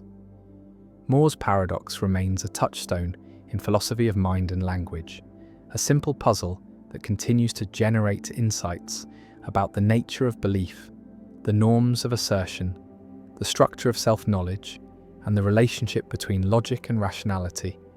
And it stands as a reminder that coherence and consistency are more complex than they first appear, that there are ways of being irrational that do not involve believing logical contradictions, that the pragmatics of language use constrain what can be rationally asserted in ways that go beyond the truth or falsity of what is said, and that the relationship between mind and world, between belief and truth, between what we think and what we say, is mediated by norms and commitments that are not fully captured by the formal apparatus of logic. And the statement sits there: it is raining. But I do not believe it is raining. True perhaps, yet absurd, unsayable, a combination of words that no rational speaker would utter. And the paradox persists, a permanent fixture in the landscape of philosophy, a puzzle that illuminates the boundaries of rational thought, the limits of self-knowledge, and the strange logic that governs the relationship between belief and assertion, between what we think and what we can coherently say about what we think.